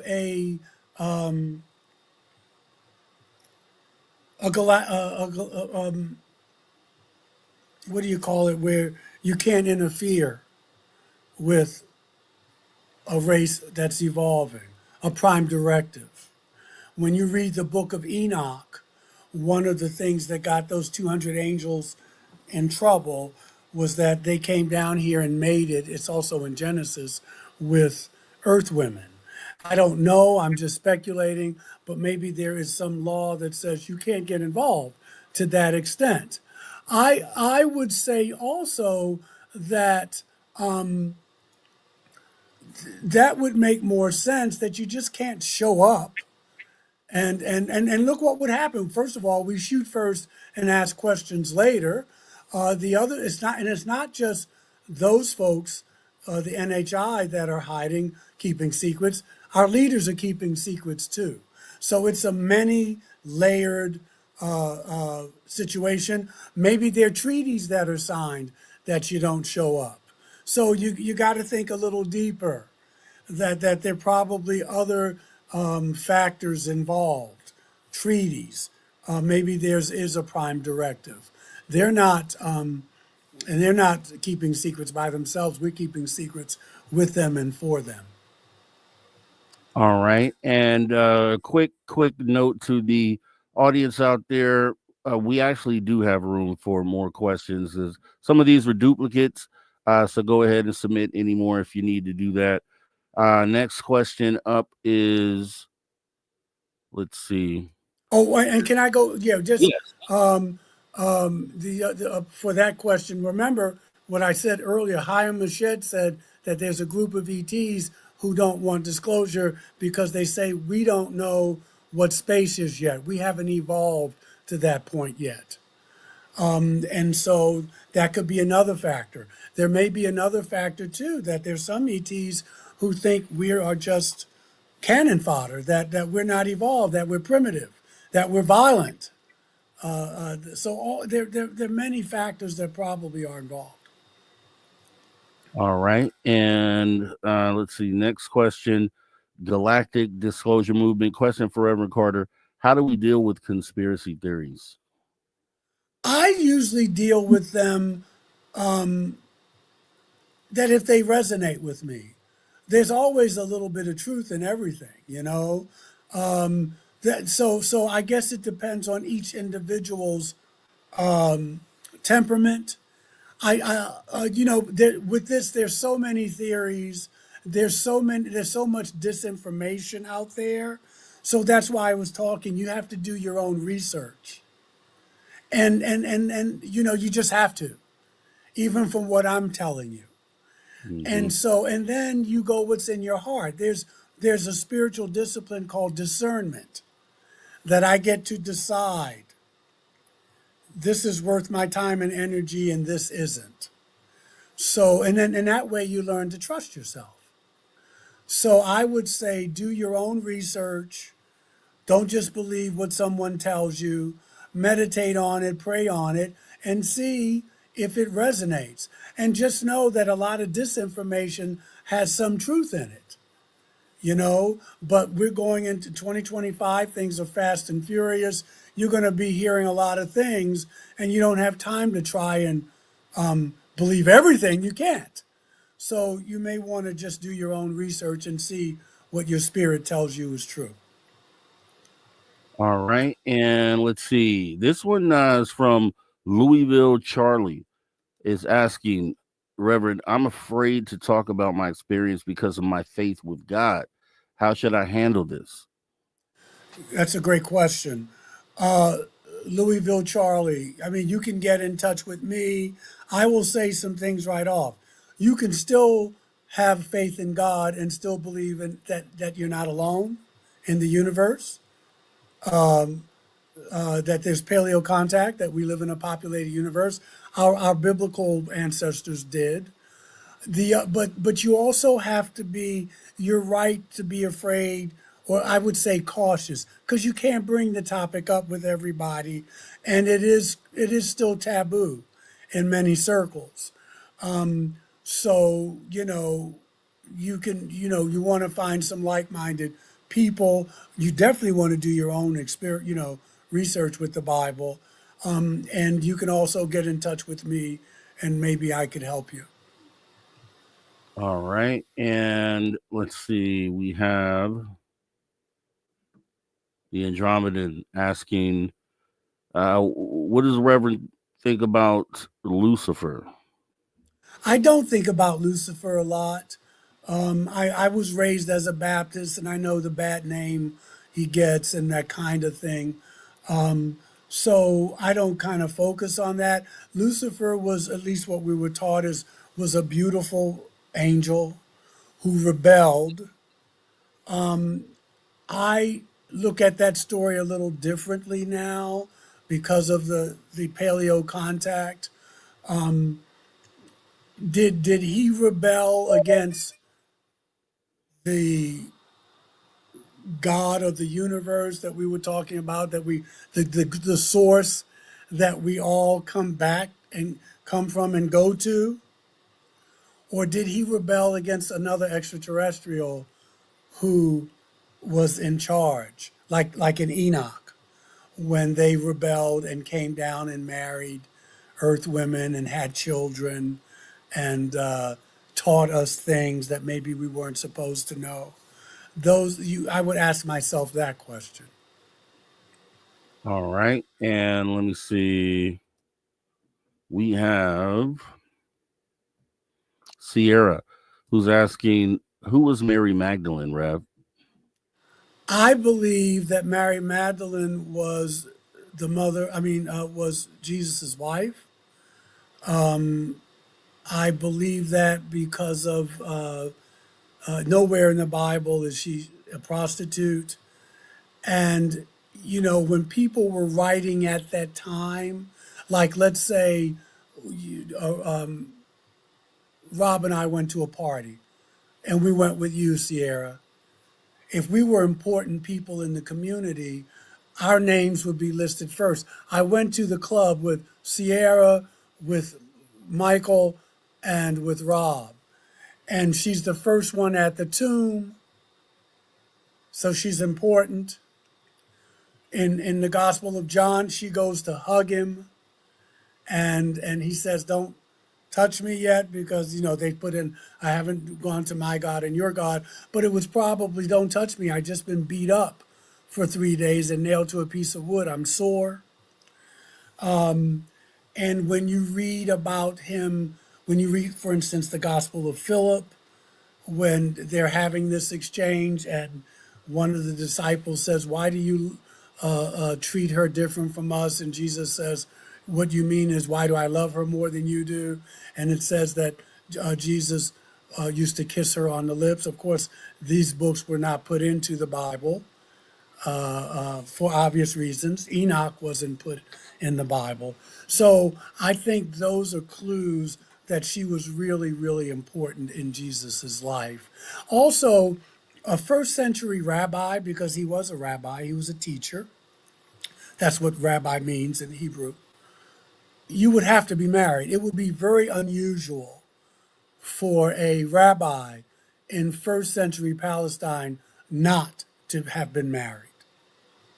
So, there's a wonderful book called Born of a Woman by the late John Shelby Spong, Spong. He was an Episcopal bishop, and he elaborates on that in a very scholarly way. And he was of the mind that Jesus was probably married. But of course, when Christianity in the 3rd century became the official religion of Rome, you couldn't have him being married. You couldn't have him having sex. You couldn't have, that just was a no-no for the church at that time. But nowhere is she a prostitute in the Bible. All right. And let's see here. We had Woo Riders DG also asking, did Reverend Carter see Lou Elizondo's recent comments on 2027 and possible alien arrival in full? Yeah, and I mentioned that, that their dates being thrown out. Now, Raelian says between 2025 and 2035, 10 years. I've heard more from Lou and from other people about 2027. So those dates ring true. It would be a good timeline because we're getting all these whistleblowers now. Congress is, it's almost like things have speeded up. So I think that that's a good possibility. All right. We have Galactic Disclosure Movement is asking, how can they get in contact with you? You can get in contact with me. My email is Michael, it could be all lowercase, J as in Jerry, S as in Sam Carter, Michael J.S. Carter at Gmail. My fan page is Reverend Michael J. Carter on Facebook, and I have another page, just Michael J. Carter. So those are the ways you can get in touch with me. Try to email. All right. And then It's Drew more Banky personal. was asking, do you think there's any connection between Mary Magdalene and ISIS? I don't know if there's any connection between Mary Magdalene and ISIS, but I think there may be a connection between Mary, the mother of Yeshua, and ISIS. All right. And we have Mike Bothwell asking, for someone who isn't religious, why was the Bible rewritten so many times? Why was certain stuff taken out and added in? Great question, brother Bothwell. I can't get into the whole of it, but I would give you this. Remember what we talked about it about 20 minutes ago. Yahweh and Yahweh's priest wanted to monotheize Judaism. You couldn't be worshiping all these different gods. Yahweh won out. Yahweh was a warrior God. And so what they had to do was they had to make it monotheistic. So they took out all the references that they could of these other gods. They killed the other priests who worked with those gods. They got rid of them. This was in this between the 6th and 8th century BCE, before the Common Era. And they rewrote those scriptures to make it one God, one high priest, one temple in Jerusalem. Why? Because it was just easier to govern. But it starts that pyramid. God, emperor, king, president, high priest, priest, teachers, policemen, whatever you call it. You see that pyramid, and it goes all the way down. But that's how it started. That's what I was getting at. But we had to stop. And that's why, because it's easier to govern. And so, and we're still paying, praying, and obeying to this day. But that pyramid was started long ago to monotheize. Yeah. Hope that makes sense to you. We got the a super chat that came in. Lavera Lucchini asking, could the alien God question get into being a false prophet that we have all been warned about? It could, but they would be two different things in a way, but they would be connected.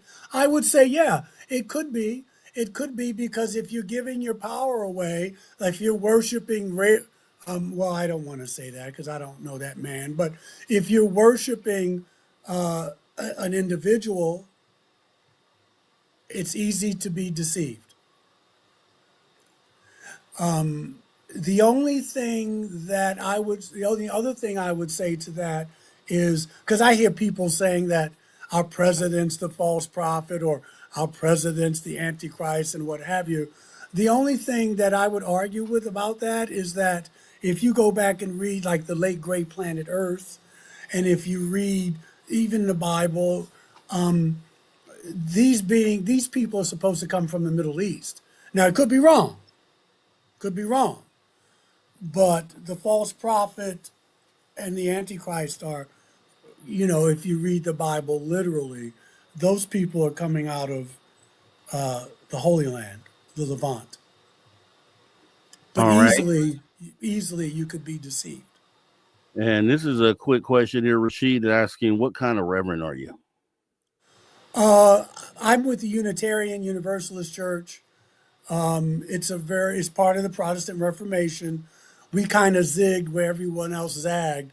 So we believe, like what I'm talking about now, we believe that there's some truth in all religions, but we believe that you can use your mind, you can use your own common sense, and you can discover what God means for you that way you don't need a priest, a rabbi, an imam telling you and giving you rules for your life. And so when I go to church on Sunday, I was off today, but I have people from all faith traditions. Some of them are followers of Jesus. Some of them used to be Jewish or they're not practicing Jews. Some of them are more secular. And, we're part of the Protestant Reformation, so we pray in our church, we meditate, we have a choir, we sing. We're just more liberal than a lot of the other denominations.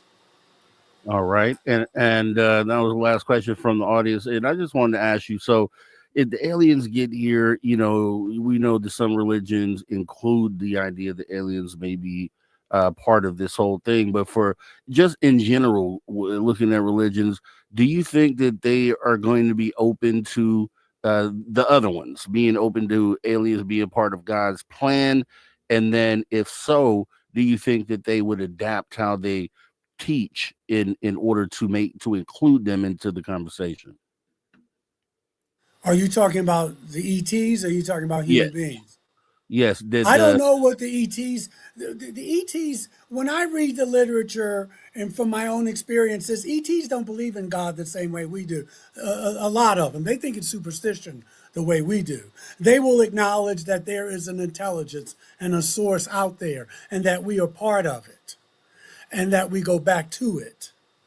But as far as the rules that come in between, men can't have sex, those type of things. Women can't do this and that. They don't really kind of gel with that. The ETs didn't start religion. We started religion because we mistook them for gods.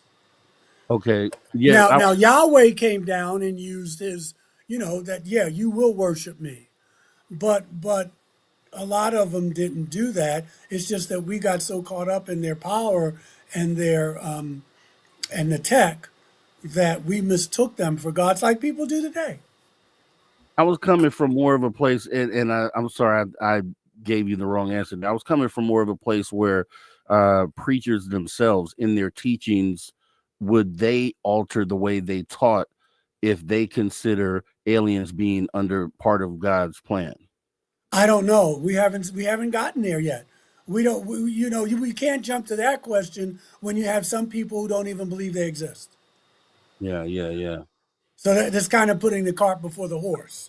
Because you look at God created everything in the heavens, and so you would think that those with that mindset would see these things and be like, it's all part of that plan. And then a lot of them see them as demons. Okay. Yeah. Okay. Specifically, what do they refer to when they say that, though? Is it a scripture that points that out? Well, I think I think it's the way you interpret the scriptures. Some people will just interpret it because they say there are no ETs in the Bible.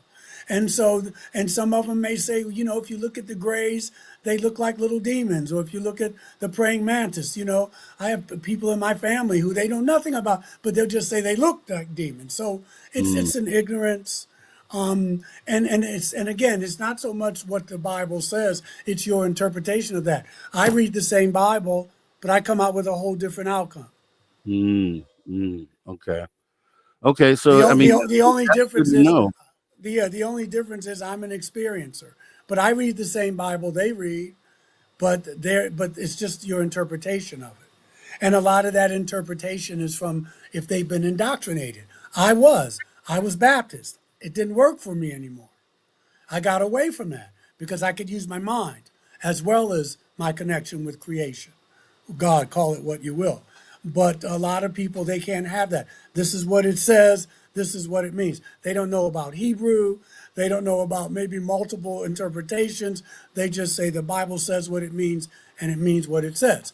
Yahweh has Moses go into Canaan, not Moses, because Moses is dead by then, but he has them go into Canaan and kill men, women, and children.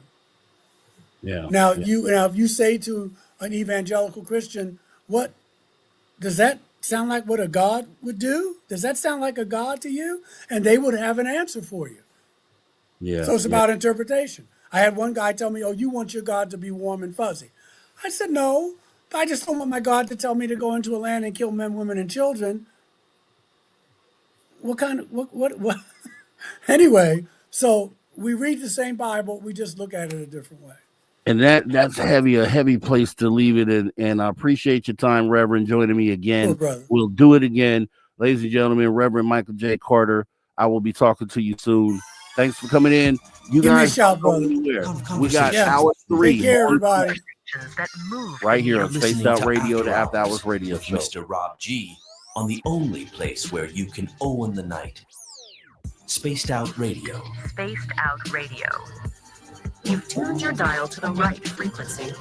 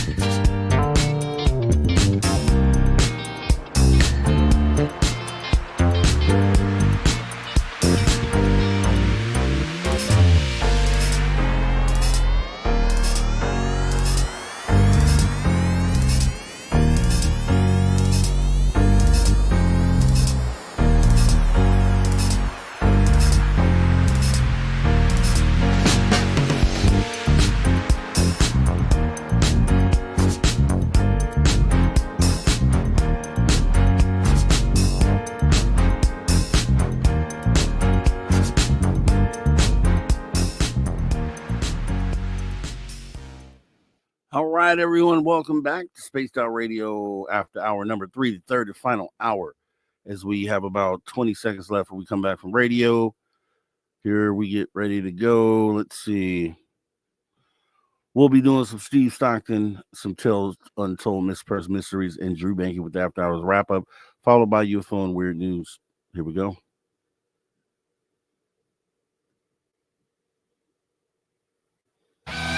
All right, everybody, welcome back to Spaced Out Radio, the After Hours radio show. With me, your host, Mr. Rob G. This is hour number 3. The third and final hour, we're going to jump into some Steve Stockton Tales Untold, Mispersoned Mysteries, and also Drew Banking with the After Hours wrap-up for UFO and Weird News. Also, we want to thank our guest for the night, Reverend Michael J. Carter, for being awesome for hours 1 and 2. If you missed any of the conversation, hop in the archives, absolutely free. YouTube.com/Spaced Out Radio, as we go ahead and get ready to jump right on in to what we do every night. Tales Untold, Missing Person Mysteries with our guy, Steve Stockton. Let's go. Welcome to Tales Untold and Missing Persons Mysteries on Spaced Out Radio's After Hours. My name is Steve Stockton, and I'm here to take you on a journey of mysteries, legends, and true stories. Come, join me on this strange adventure of Tales Untold and Missing Person Mysteries. Next up, we have the case of JoJo DeLaude. On November 9th, 1995, 21-year-old JoJo DeLaude left her home in Callan, County Kilkenny, to take a bus to Dublin, where she was supposed to meet up with friends. After spending the afternoon at Bruxelles Pub on Grafton Street, she planned to take the bus back home around 10 p.m. However, she missed the last bus of the night and had to board a different one that would take her somewhat close to her final destination in Naas, County Kildare. With no other plans for the evening, she hopped off that bus and began hitchhiking. This was a common occurrence at the time. After hitchhiking her first ride to Moon, JoJo called a friend from a payphone. She promised to be home soon, as someone had just pulled over and offered her a ride while she was making the call. As soon as she hung up, she presumably got into the car and was never seen or heard from again. Even though her family continuously asked for updates and assistance, the police initially refused to provide any help. They believed JoJo voluntarily disappeared and would reappear on her own eventually. During the evening when JoJo DeLaude disappeared, a truck driver claimed he saw a young woman running naked through Moon. The driver and his boss were traveling through the area at the time and spotted the visibly distressed woman, but they did not stop to offer assistance. They did, however, call the police and were promised that someone would immediately go to the location and investigate. The driver claimed that he later learned the woman was not JoJo, and authorities confirmed that it was actually someone else. Now, the murder of JoJo was only recently declared by authorities, and now the police are searching for any traces of remains. The case was reopened a few years ago, and the Police Service of Ireland issued a statement to the public and JoJo's family. They now believe she was a victim of homicide and that her cause of death was most likely due to violent means. This case is filled with an extraordinary amount of information, largely due to the relentless effort of JoJo's family, particularly her devoted sister. They've taken it upon themselves to investigate the case, feeling let down by the authorities from the get-go. Hiring investigators and following leads has become their own responsibility. Despite all their efforts, the truth behind JoJo DeLaude's disappearance remains elusive, and sadly, she is not the only young woman to go missing in that area. Next, we have Jamie Herdman. At only 26 years old, Jamie Herdman was a skilled chef from Whakatane, New Zealand. He had found to work at a furniture removal company in Broome, Western Australia, when he disappeared. During his free time, Jamie poured his passion into renovating a Nissan utility van that he dreamed of taking for a cross-country trip across Australia.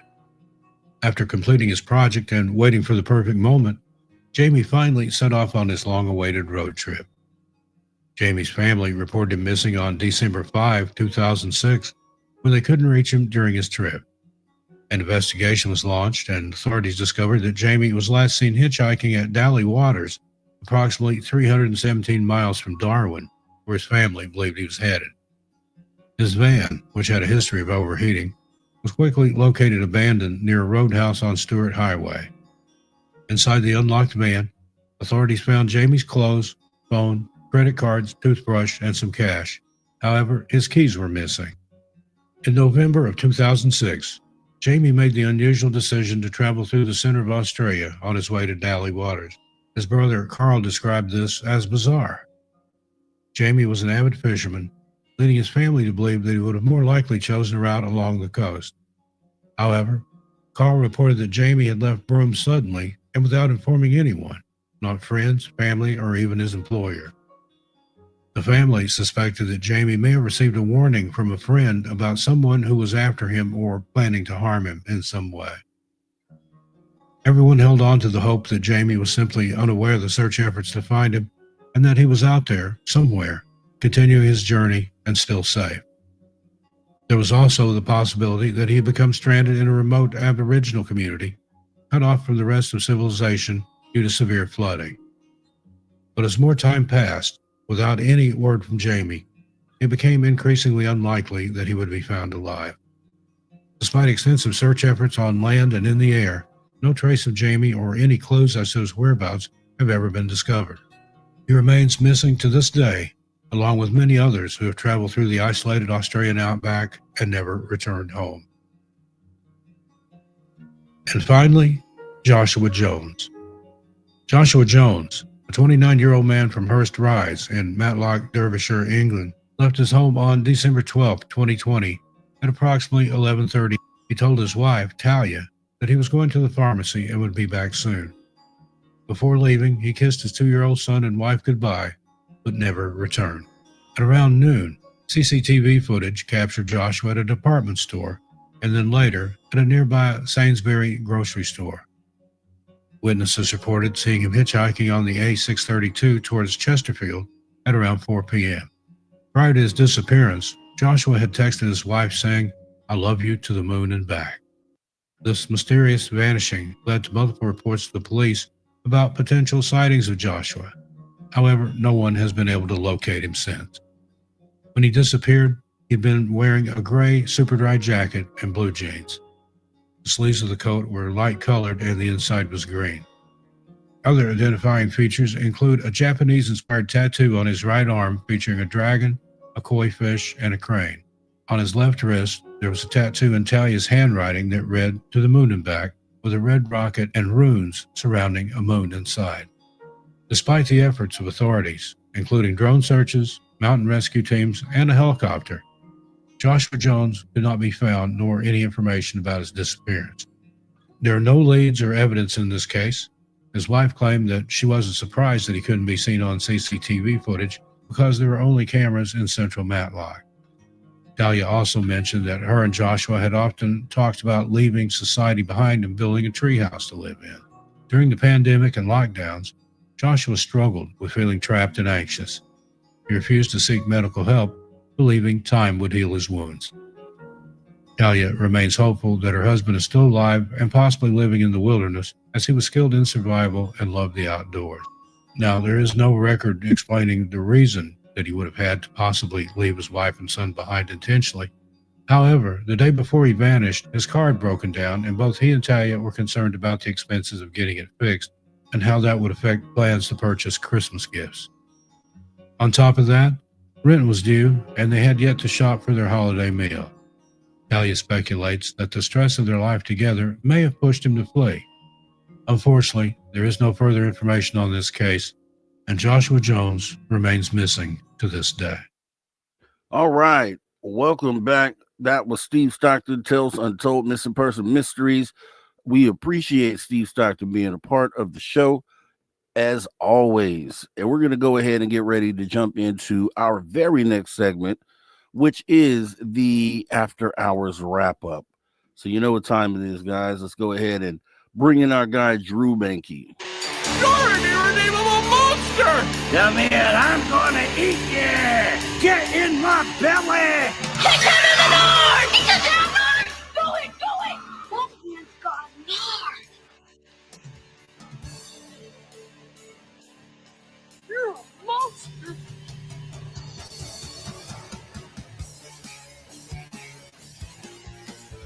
Yes. After hours wrap up with none other than Drew Banky. Drew, how are you this week, sir? Disclosure. That's what I'm Still talking waiting about. on it. We're still waiting on it, guys. Hey, the drones weren't nothing. And I totally believe what the government says. So the drones weren't nothing. Move on. Exactly. Move on. Nothing to see here, as they Nothing say. to see here. Yeah, right. Exactly. So, look. We talked with the great Reverend Michael J. Carter today, and I saw you put a couple questions forward as well. What did you think about the conversation, and what did you want to say about it? How many times do we got to hear people talk about source before we all start talking about source? Source is source, man. And once you get that message, like that's what your conversation talks about, and this is just one more guest that just tells me that I'm on the right track, talking about oneness. And I all of like I just vibe with everything he was talking about. When I asked about the connection between Mary Magdalene and ISIS, not the terrorist group. ISIS is in Egypt, ISIS as in Osiris's wife, Isis.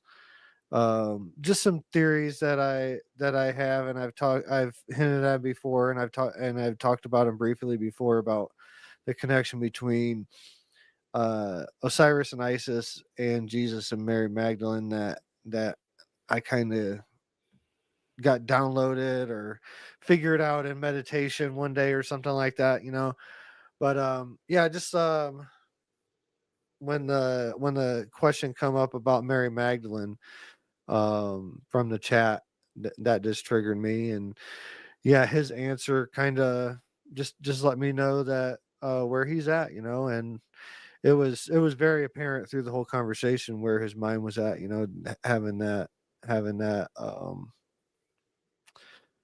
mindset, and it just spewed through as in the 2 hours that he was talking. So Yeah, the time always goes fast with the Reverend.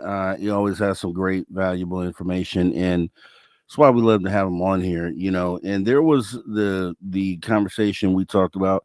We brought up the whole Raelian movement, because I wish I could have had the Reverend with us on that show, because I would have loved that dynamic, and maybe it's something we could set up for a later time. But it's it's interesting when you break it down in how religions think. And Lavera Lucchini put a question in earlier, just as I was actually about to ask the Reverend about the whole possibility of, once these things get here, the idea that there will be pop-up religious movements solely based off of the fact that these things are here.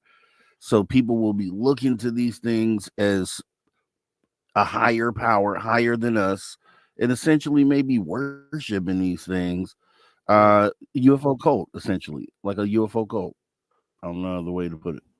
yeah, I could see that. I could see that idea how it could happen. I see it more as there being no religions. I see it. I see their presence. They when they come. I see that moment and that presence of like integrating with them. I see the collapse of all religions, because it's like it's going to show you that connection back to source. So source, like I heard the Reverend talking about, you can still worship and still believe there's a high, we're not alone in the universe. But, at one point, there that religion and what got you to the moment of understanding, there's a time and place to leave that behind too. Like, and that's each individual's own decision, but for me, I still honor, the sweat lodge, ayahuasca ceremonies, still participate in a lot of these ceremonies too. But how I view them is not like it was before. It's not these ceremonies and stuff are not the doorways, or not the catalyst to allow me to commune with the higher power, that connection is always there, and you can still honor the rituals that got you to that place. I'm just speaking for myself. I'm not telling anyone how to worship or pray or anything like that. I'm just speaking it, from my own growth pattern. At one time, the Sundance was very important to me. These things were very important to me, and I still honor them, but they just moved into a different category, if that makes sense.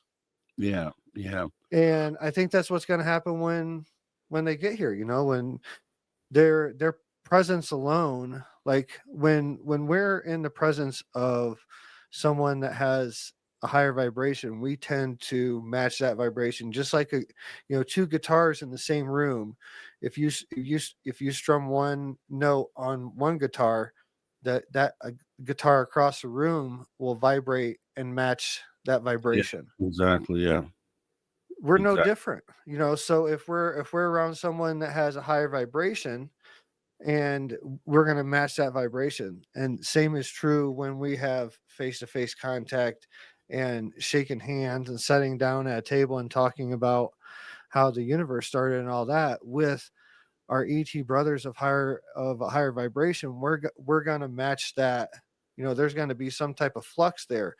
They're probably going to come down in vibration, but we're definitely going to come up in vibration.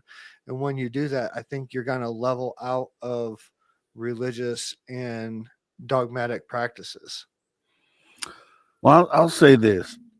I really feel like, when they say God created the heavens and the earth. So I think that phrase right there, being that they pulled that from the Bible, and which are the same in most Bibles,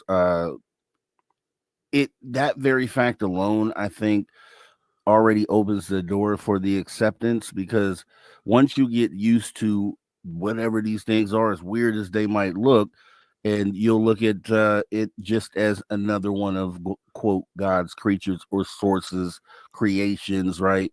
So and that's why I asked the question to the Reverend is, like in a moment where that happens, being that a lot of religions approach it that way, that God created everything under the stars, the heavens and the earth, then would the teachings automatically begin to also reflect that as like brothers and sisters sort of situation, where it's like, okay, we're humans, they're whatever they are, but we are still all under this one source. So because that's where the acceptance comes in. But there is also, we know there's actual UFO cults out there, and a lot of people try to call ufology that. There are sects of this group, this community, which definitely might line up with that. But we're talking about, like, what was that? The one where they all unalived out in the 90s. Man, I forgot. Yeah, Bo Peep. It was Bo Peep was the leader, but you have groups like that, and you have the possibility for those things to pop up, because potentially the way that someone is viewing what they're seeing, or trying to wrap their mind around what this is, and then they all of a sudden you have a new cult, a new group. Sure. It's all about discernment. Are you talking about the group that all had tracksuits and like Nike shoes on or something like that? Yeah. Exactly. And they were birthed Gate, off that's of it. Heaven's Gate. Someone just put it in the chat. Yes. Yeah, but the Raelian movement too, just because someone believes in a practice, a religion, something like that, doesn't mean that they're, in a cult or anything like that. So there's parts of the Raelian religion that I agree with too.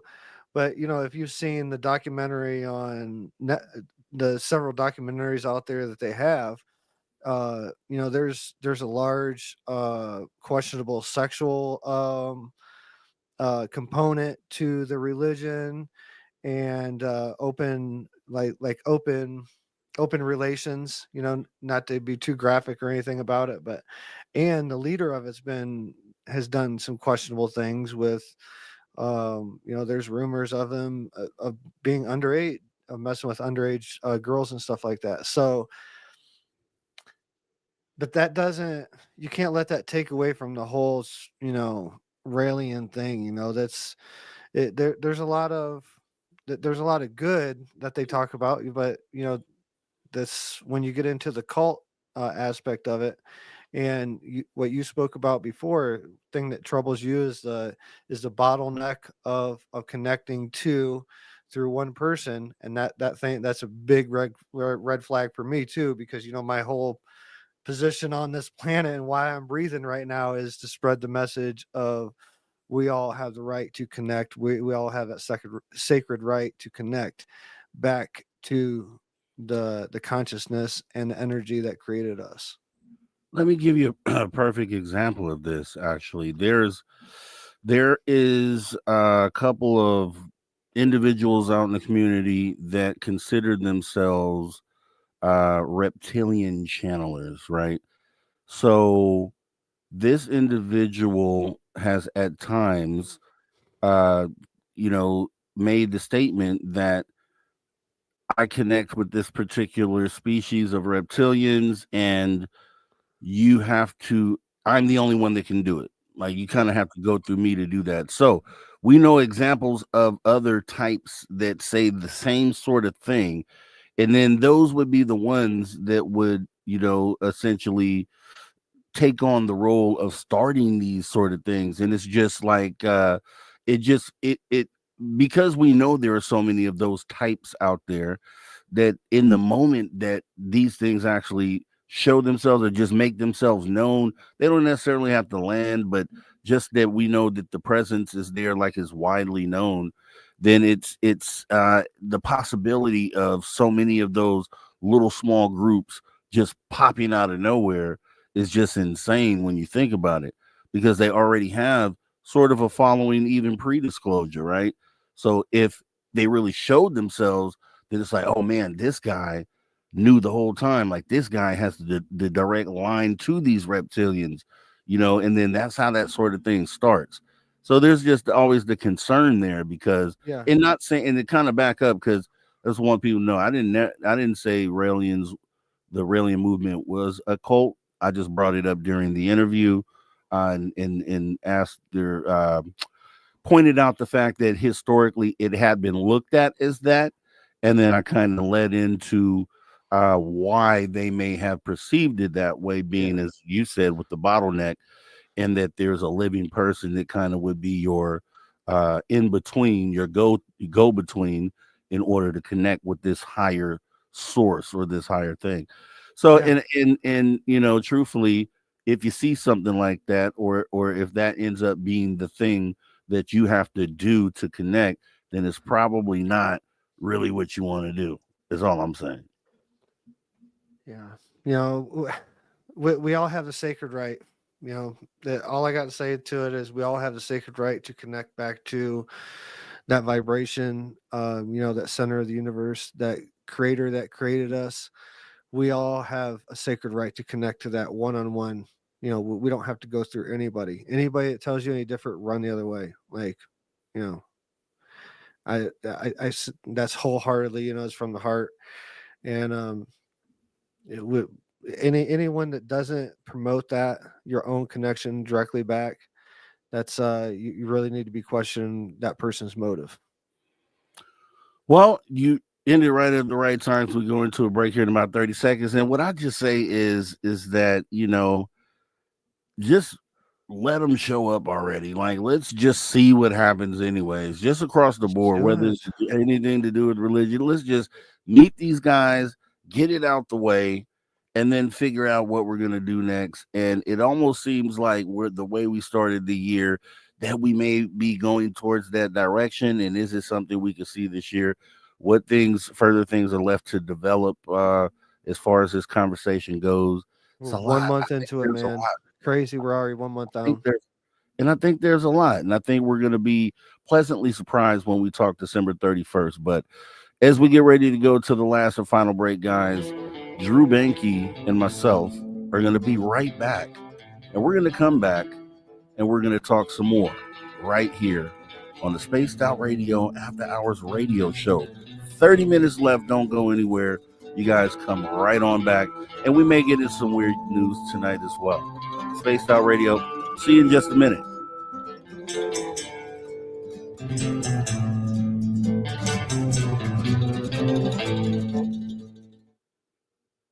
All right, we are clear. And thank you for the super chat and lack of disclosure movement. Says I'm a Starseed child and I connect to the mantoid race. Nice. Let's see. Woo Riders DG. Can you dig it? That's what I'm talking about. Hey, the social dig, which you can find at youtube.com/at Mr. Rob G, by the way. Appreciate you, Woo Riders DG. And I saw you were posting photos, Drew Banky, on your Facebook in the snow, buddy. Yeah. So it snowed out there where you're at? Yep.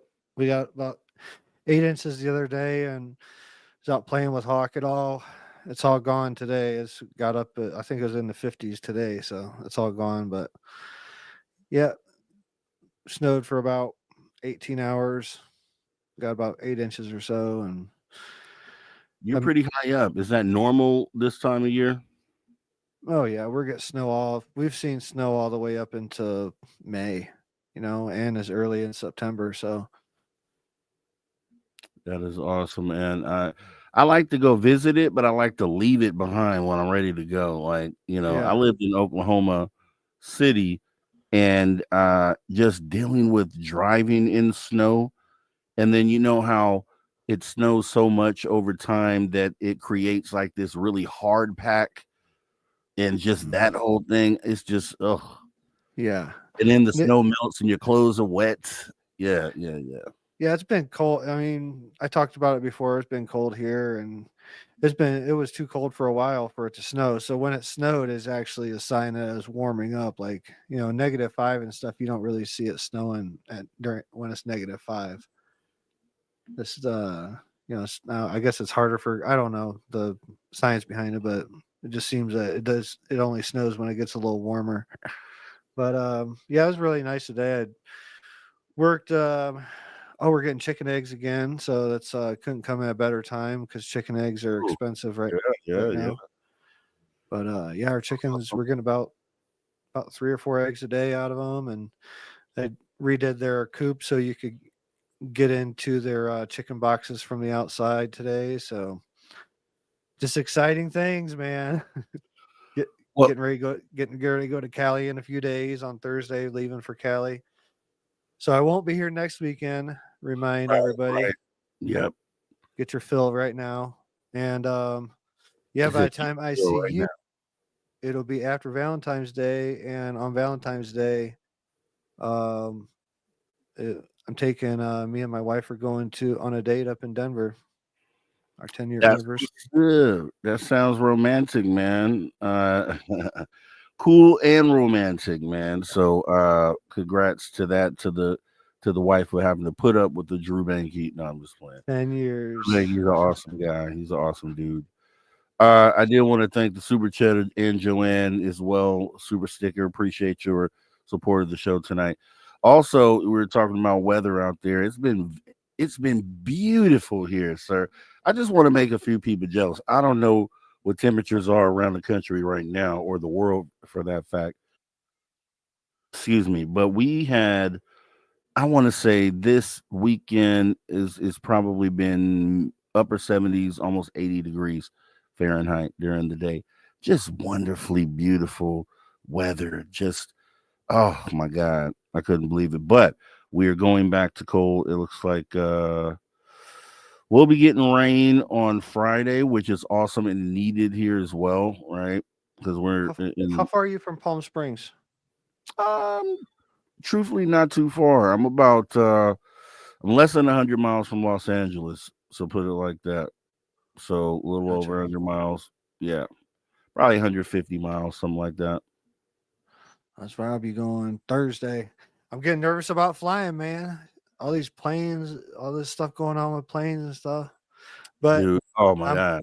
I'm just going back to faith, Plus, I'm going for ceremony. I'm going for a ceremony, so yeah, you had to remind me of that, man. I'm about to put this positive energy, healing energy out there for you, man, because I just said I wasn't flying anymore for a while. And I'm just scared of heights anyway, really. It's really why I don't want to fly, but yeah, this latest stuff just doesn't help it, obviously, as it's well. crazy, isn't it? It's crazy.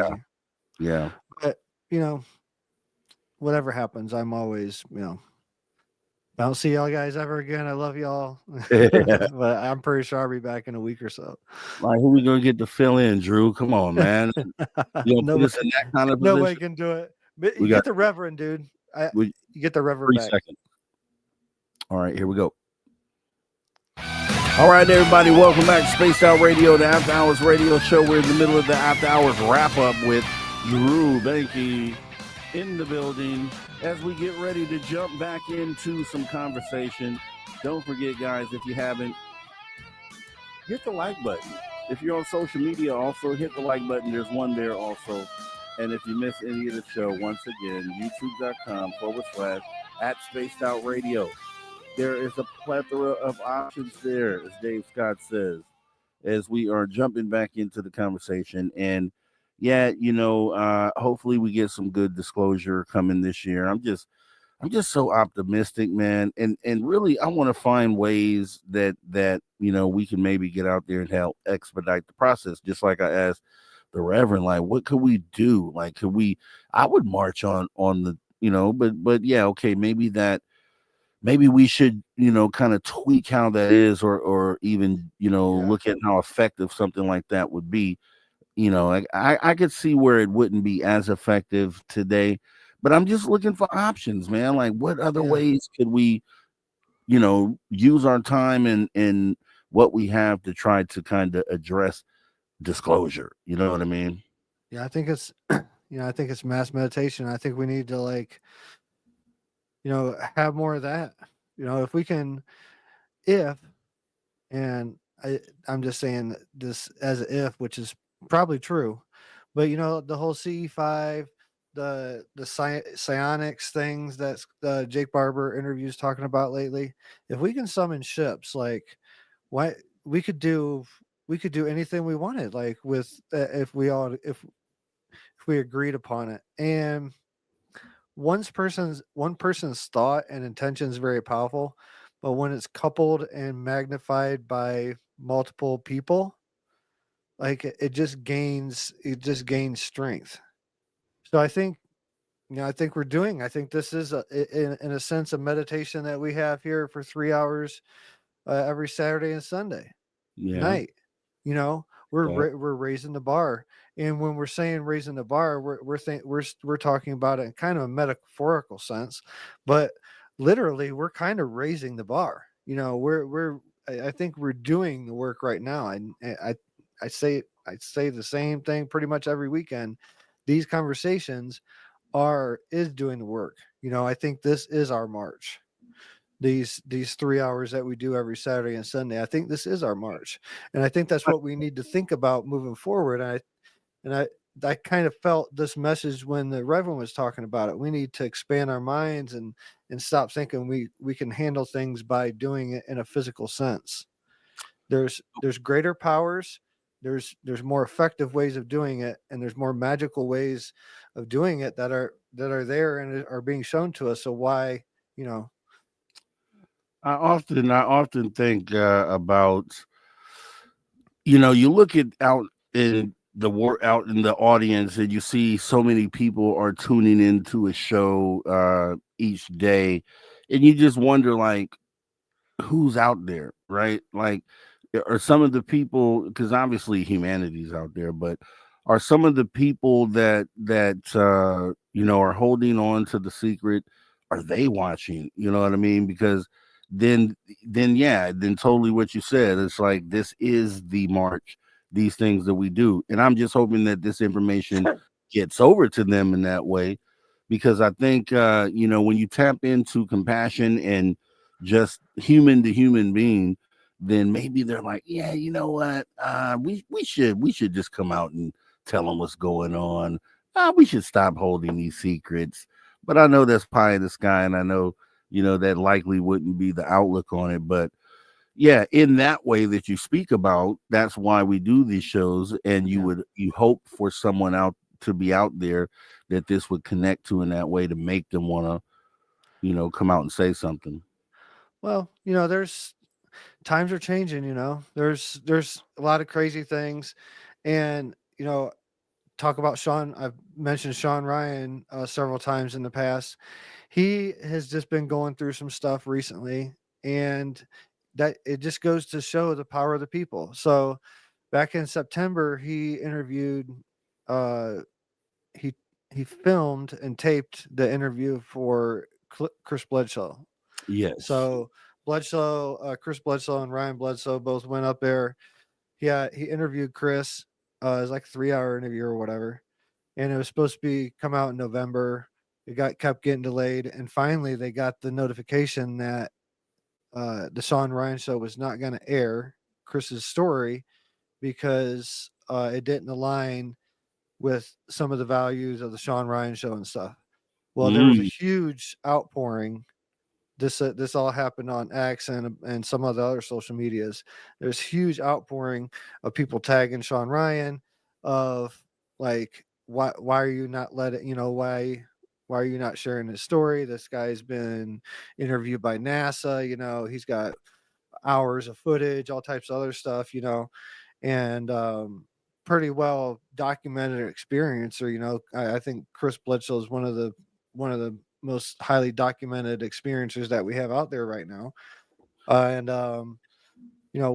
are you not airing that interview? And eventually, we just had a notification today that he will be he's about to release the interview.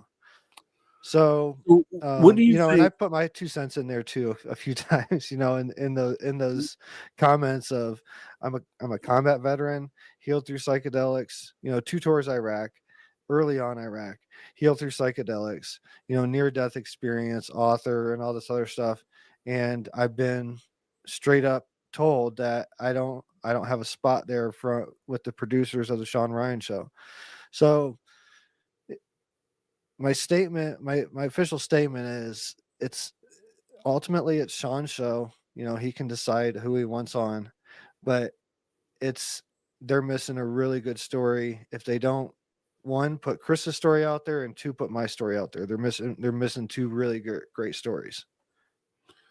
Definitely, and I agree. What was the reason that he said it did not align with what that the reason why he was holding that Bledsoe interview back? Said it didn't align with his values. Did he elaborate on that? Like what? There's parts of Chris's story that doesn't line with I can't remember the exact statement is a few days ago, but it basically to the sense of there's parts of Chris's story that doesn't align with SRS. So I wonder what that is, though. I mean, for you to not air an interview, because Chris, like I said, we've heard Chris Bledsoe speak before, so I'm just wondering what part of his conversation is going to be the part that didn't align. It's just, I don't know. Maybe we'll find out. There's a lot of talk that Sean is helping push a negative ET narrative, and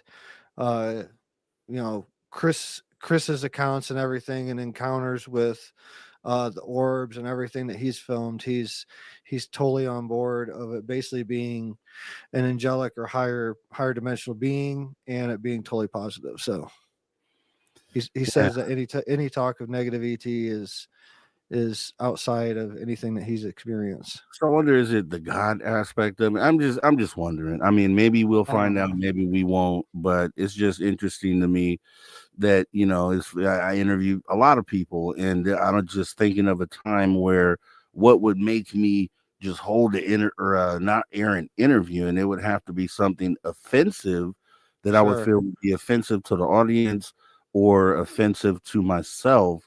And I'm just trying to think about what Chris talks about that would even touch that. But maybe in releasing this, maybe that story comes out and we'll see why. I'm interested. I saw the advertisement for it. I didn't know the entire backstory. I just know I saw people on social media who were telling him to release it. Like, dude, I heard you interviewed Chris Bledsoe, release the interview. So I guess we'll see what happens there. Yeah.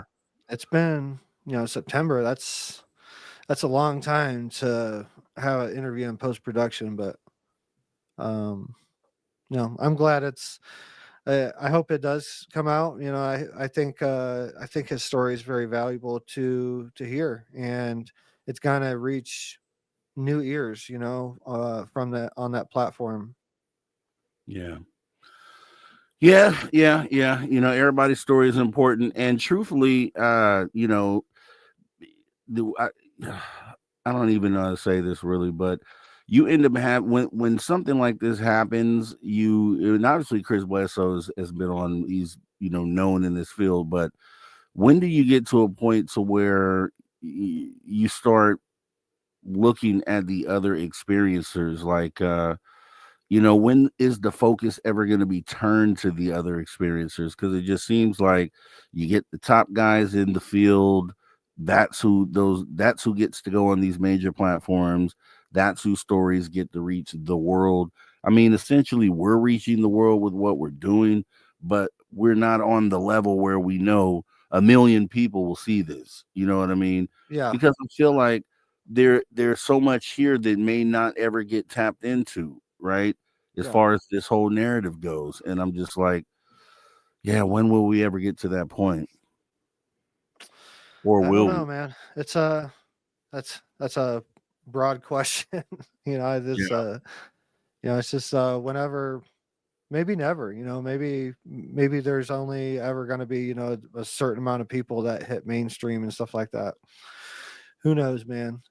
I've definitely, I've done, let's see, about 6 years of public speaking now, and none of it's been through an advertiser or anything like that. No booking agent, and hundreds of interviews, and I probably sent out thousands of emails, especially in the early days, trying to get booked on shows and stuff like that, and just keep pushing and trying, and not be afraid to ask anybody to be on their show, and just, I think that's imposter syndrome, and I talked about that before. It's imposter syndrome and psychedelic work and ceremonial work, but it's imposter syndrome in UFO and stuff like that too. Like, people think that their story doesn't matter just because they're not getting booked in big places or big conferences, that and they give up telling their story.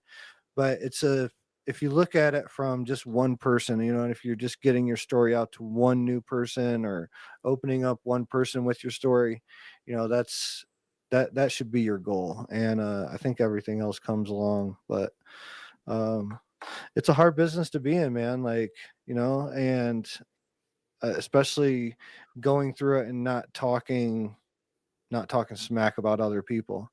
I hate that the UFO community, there's groups of people in here that talk smack about each other. Like, that's not really the focus. The main focus of all this really is unity. Like, at the basis of this whole thing, disclosure and everything, is unity. Like, that's why I do it, man. It's the only reason why I touch this. Timestamp this comment, and come back to it in 5 years. Also, you could timestamp what I talked about before about maybe we're seeing the end of the government as the days click on, man. Like, it's getting crazier. Look, I obviously there's a lot that could be said there, for sure. So we'll kind of leave it on that note. Hopefully, just say do better. Do better will be the last words that we put on that. Just do better. And that can go for everybody out there. But I think where this could be applied in what we're currently going through here, and what the world is currently experiencing. But Drew Banky, awesome after hours wrap up, man. We're going to wrap this thing up for the weekend. And we got a full weekend next week, so Saturday and Sunday. So you guys will be seeing Drew Banky back in the building Saturday with our guest, supposed to be Rex Bear. So this guy was recommended by our chat here, and we went out and got him, and he's scheduled to be here on Saturday. So we'll see how that goes. And then we have who else do we have after him? We have Zaysan Saldowski. So yeah, so we got two great people next week. It should be awesome. Yes, Rex Bear should be here Saturday, and we hope to have him on, and we'll see what happens from there. But Drew Banky, man, thank you for your time, dude. As always, you're valued, and I appreciate you coming in and doing what you do. Yeah, I appreciate you, brother. I will not be here next weekend. Oh, you won't. Saturday night, while this show's going on Saturday night, I will be in an ayahuasca ceremony, and I will be thinking about each and every one of you, especially you, my brother. And Yes, I'll be praying for you. Joshua Tree, last minute bookings. Check out sacredjourneyswithin.com. There's links at the top of the main page there. We still got a few seats left, and we're maxing out at 11. We're at 8 right now, so we have 3 seats left. So at this point, you would actually have to have already experienced ayahuasca to come set with us. We wouldn't be taking any first time people at this point. But if you're close to Southern California and you get the calling to come out next weekend, do ceremony with us, let me know. So, all right. That you heard what Drew said. You know where to find him as well. Appreciate you coming in, man. We're gonna get ready to wrap this thing up. Talk to you soon, man. Have a great time out there. We'll see you when you get back. See y'all. All right. Later, brother. Drew Banky with After Hours wrap up with the awesome show. We're going to go ahead and jump right in. We're going to probably get at least one good story in here on our UFO and weird news, guys. So just kick back as we get ready to do that right about now. Ladies and gentlemen, can I please have your attention? I've just been handed an urgent and horrifying news story. I need all of you to stop what you're doing and listen. All right, UFO and weird news. We're going to go ahead and jump into a story that we have here. Apparently, there's a woman with X-ray vision. Okay, I didn't know about this. As we go ahead and jump into the story, let's see what we get. Scientists tried to explain how a woman with X-ray vision can see people's medical conditions.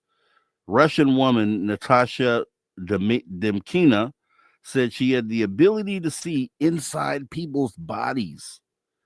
A woman from Russia previously claimed that she could see inside people's bodies because of a unique ability. In 2004, Natasha Demkina was just 17 when she was invited to the UK media to speak about her so-called superpower. Natasha claimed that she was able to look deep at the inside of people's bodies to detect if something sinister was going on. As reported by The Guardian at the time, Natasha made an appearance on ITV's This Morning where she left an impression on Fern Britton for spotting her sore ankle. She also told Chris Steele, the show's in-house doctor, that something was up with his kidneys, stomach, and pancreas. After going for a scan, he came back with the all clear. Earlier on in the year, scientists invited the Russian to take part in an experiment to prove whether or not she had X-ray vision. Quote, I was at home with my mother, aged, and she's 10 at the time, and suddenly I had a vision, she told the outlet. I could see inside my mother's body, and I started telling her about the organs that I could see. Quote, now I have to switch from my regular vision to what I call medical vision. For a fraction of a second, I see a colorful picture inside the person, and then I start to analyze it. Not now, even though Natasha failed all of her tests during the experiment, it seems scientists still had a hard time figuring out what was up. Richard Wiseman, a professional magician turned psychologist and paranormal investigator at the University of Hertfordshire said, quote, at best, she's done this a lot, and she has a real expertise at being able to look at people and make reasonably accurate diagnoses. But at worst, there's something else going on. Quote, I wasn't convinced there wasn't other stuff going on. When I saw her do her usual readings, I couldn't believe the discrepancy between what I was hearing and how impressed the individuals were. Quote, I thought they were going to walk away saying it was embarrassing, but time and time again, they said it was amazing. Before each reading, I asked the people what was the main medical problem, and Natasha never got one of those right. Despite the results, Natasha reportedly continued to make money from her, quote, superpower by charging a consolation fee for people who were interested. Well, I don't think about how lucrative it could be. I just want people to accept me, she said. The dream is, if I preserve my gift, to use it, but on the basis of proper medical knowledge. Yeah, I don't know. I don't know. When you get into stuff like that, when you get into superpowers and we know people can do things like remote viewing, but I don't know. I've never heard of, especially in this community, being able to see ailments within people. So don't know how I feel about that particular story, even though I know there is a such thing as healing energy, because which I guess we call Reiki. I've actually experienced that myself, as you guys all know. So being able to channel some sort of source energy, just like they show in the movies, and kind of having that go through you and reach the object that you touched, real thing, guys, real thing. Real thing. So with that being said, we're going to get ready and wrap things up. We had a short weekend. Hope you enjoyed the show that we put on yesterday with Danny Sheehan and Science Bob. And tonight we had Reverend Michael J. Carter, which was totally awesome. I just always love getting his perspective on just the various things that we talk about. Also, I like to thank Drew Banky as he comes in every single weekend with the wrap up. We have fun diagnosing and not really, breaking down what was talked about earlier in the day. Steve Stockton is always an awesome part of this team as well, because I don't know where we would be without Tales Untold, Missing Person Mysteries. What happens if someone that becomes one of those individuals that he talks about? That's what I think about when I hear him tell those stories. So hold your people close. We also want to thank the man who rocks us in and out of every single weekend. Is the guy you hear right here, Ron Bumblefoot Thal, who teaches us to always never say never. Never say never again, because yes, the phenomena is real, which means anything and everything, therefore, is possible. So if you appreciate the show today, go ahead, throw your horns up. We would appreciate that. Also, we want to thank everybody wherever you may be listening from, wherever in the world. We want to thank you for tuning your frequency right here to Spaced Out Radio, where we do what we do best. What's that, you ask, guys? We own the night. This show has been copyright SOR Media Ventures Limited, Spaced Out Radio. It has been a pleasure once again serving you as your host. I am Mr. Rob G. This is the After Hours Radio Show. And to all you space travelers out there, it's not a goodbye nor a farewell. However, as we get ready to go out there for the night, you can best believe that we're going to be here doing it the same time, same place next week. Much love to everybody. Thanks for coming in. See you next time. Take care.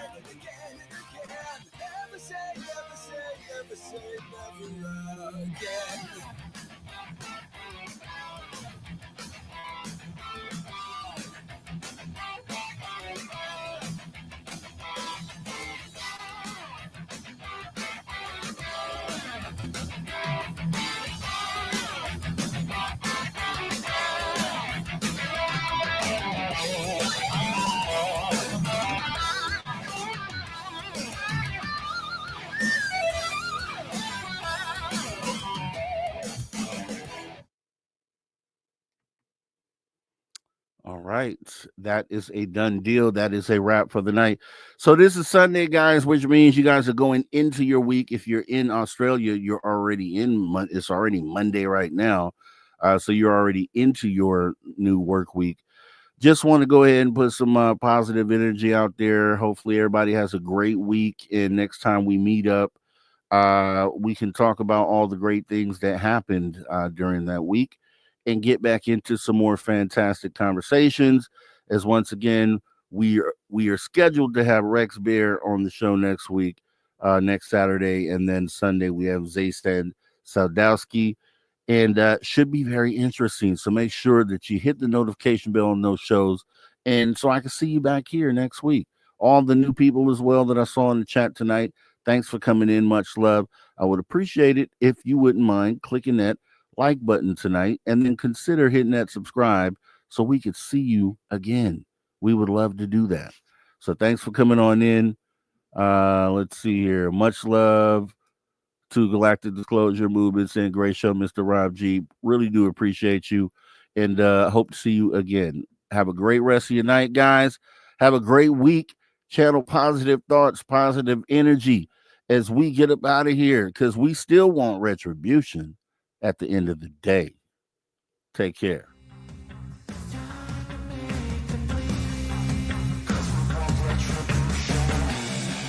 Cause we want retribution. Oh yeah, we want retribution. Oh yeah, we want retribution.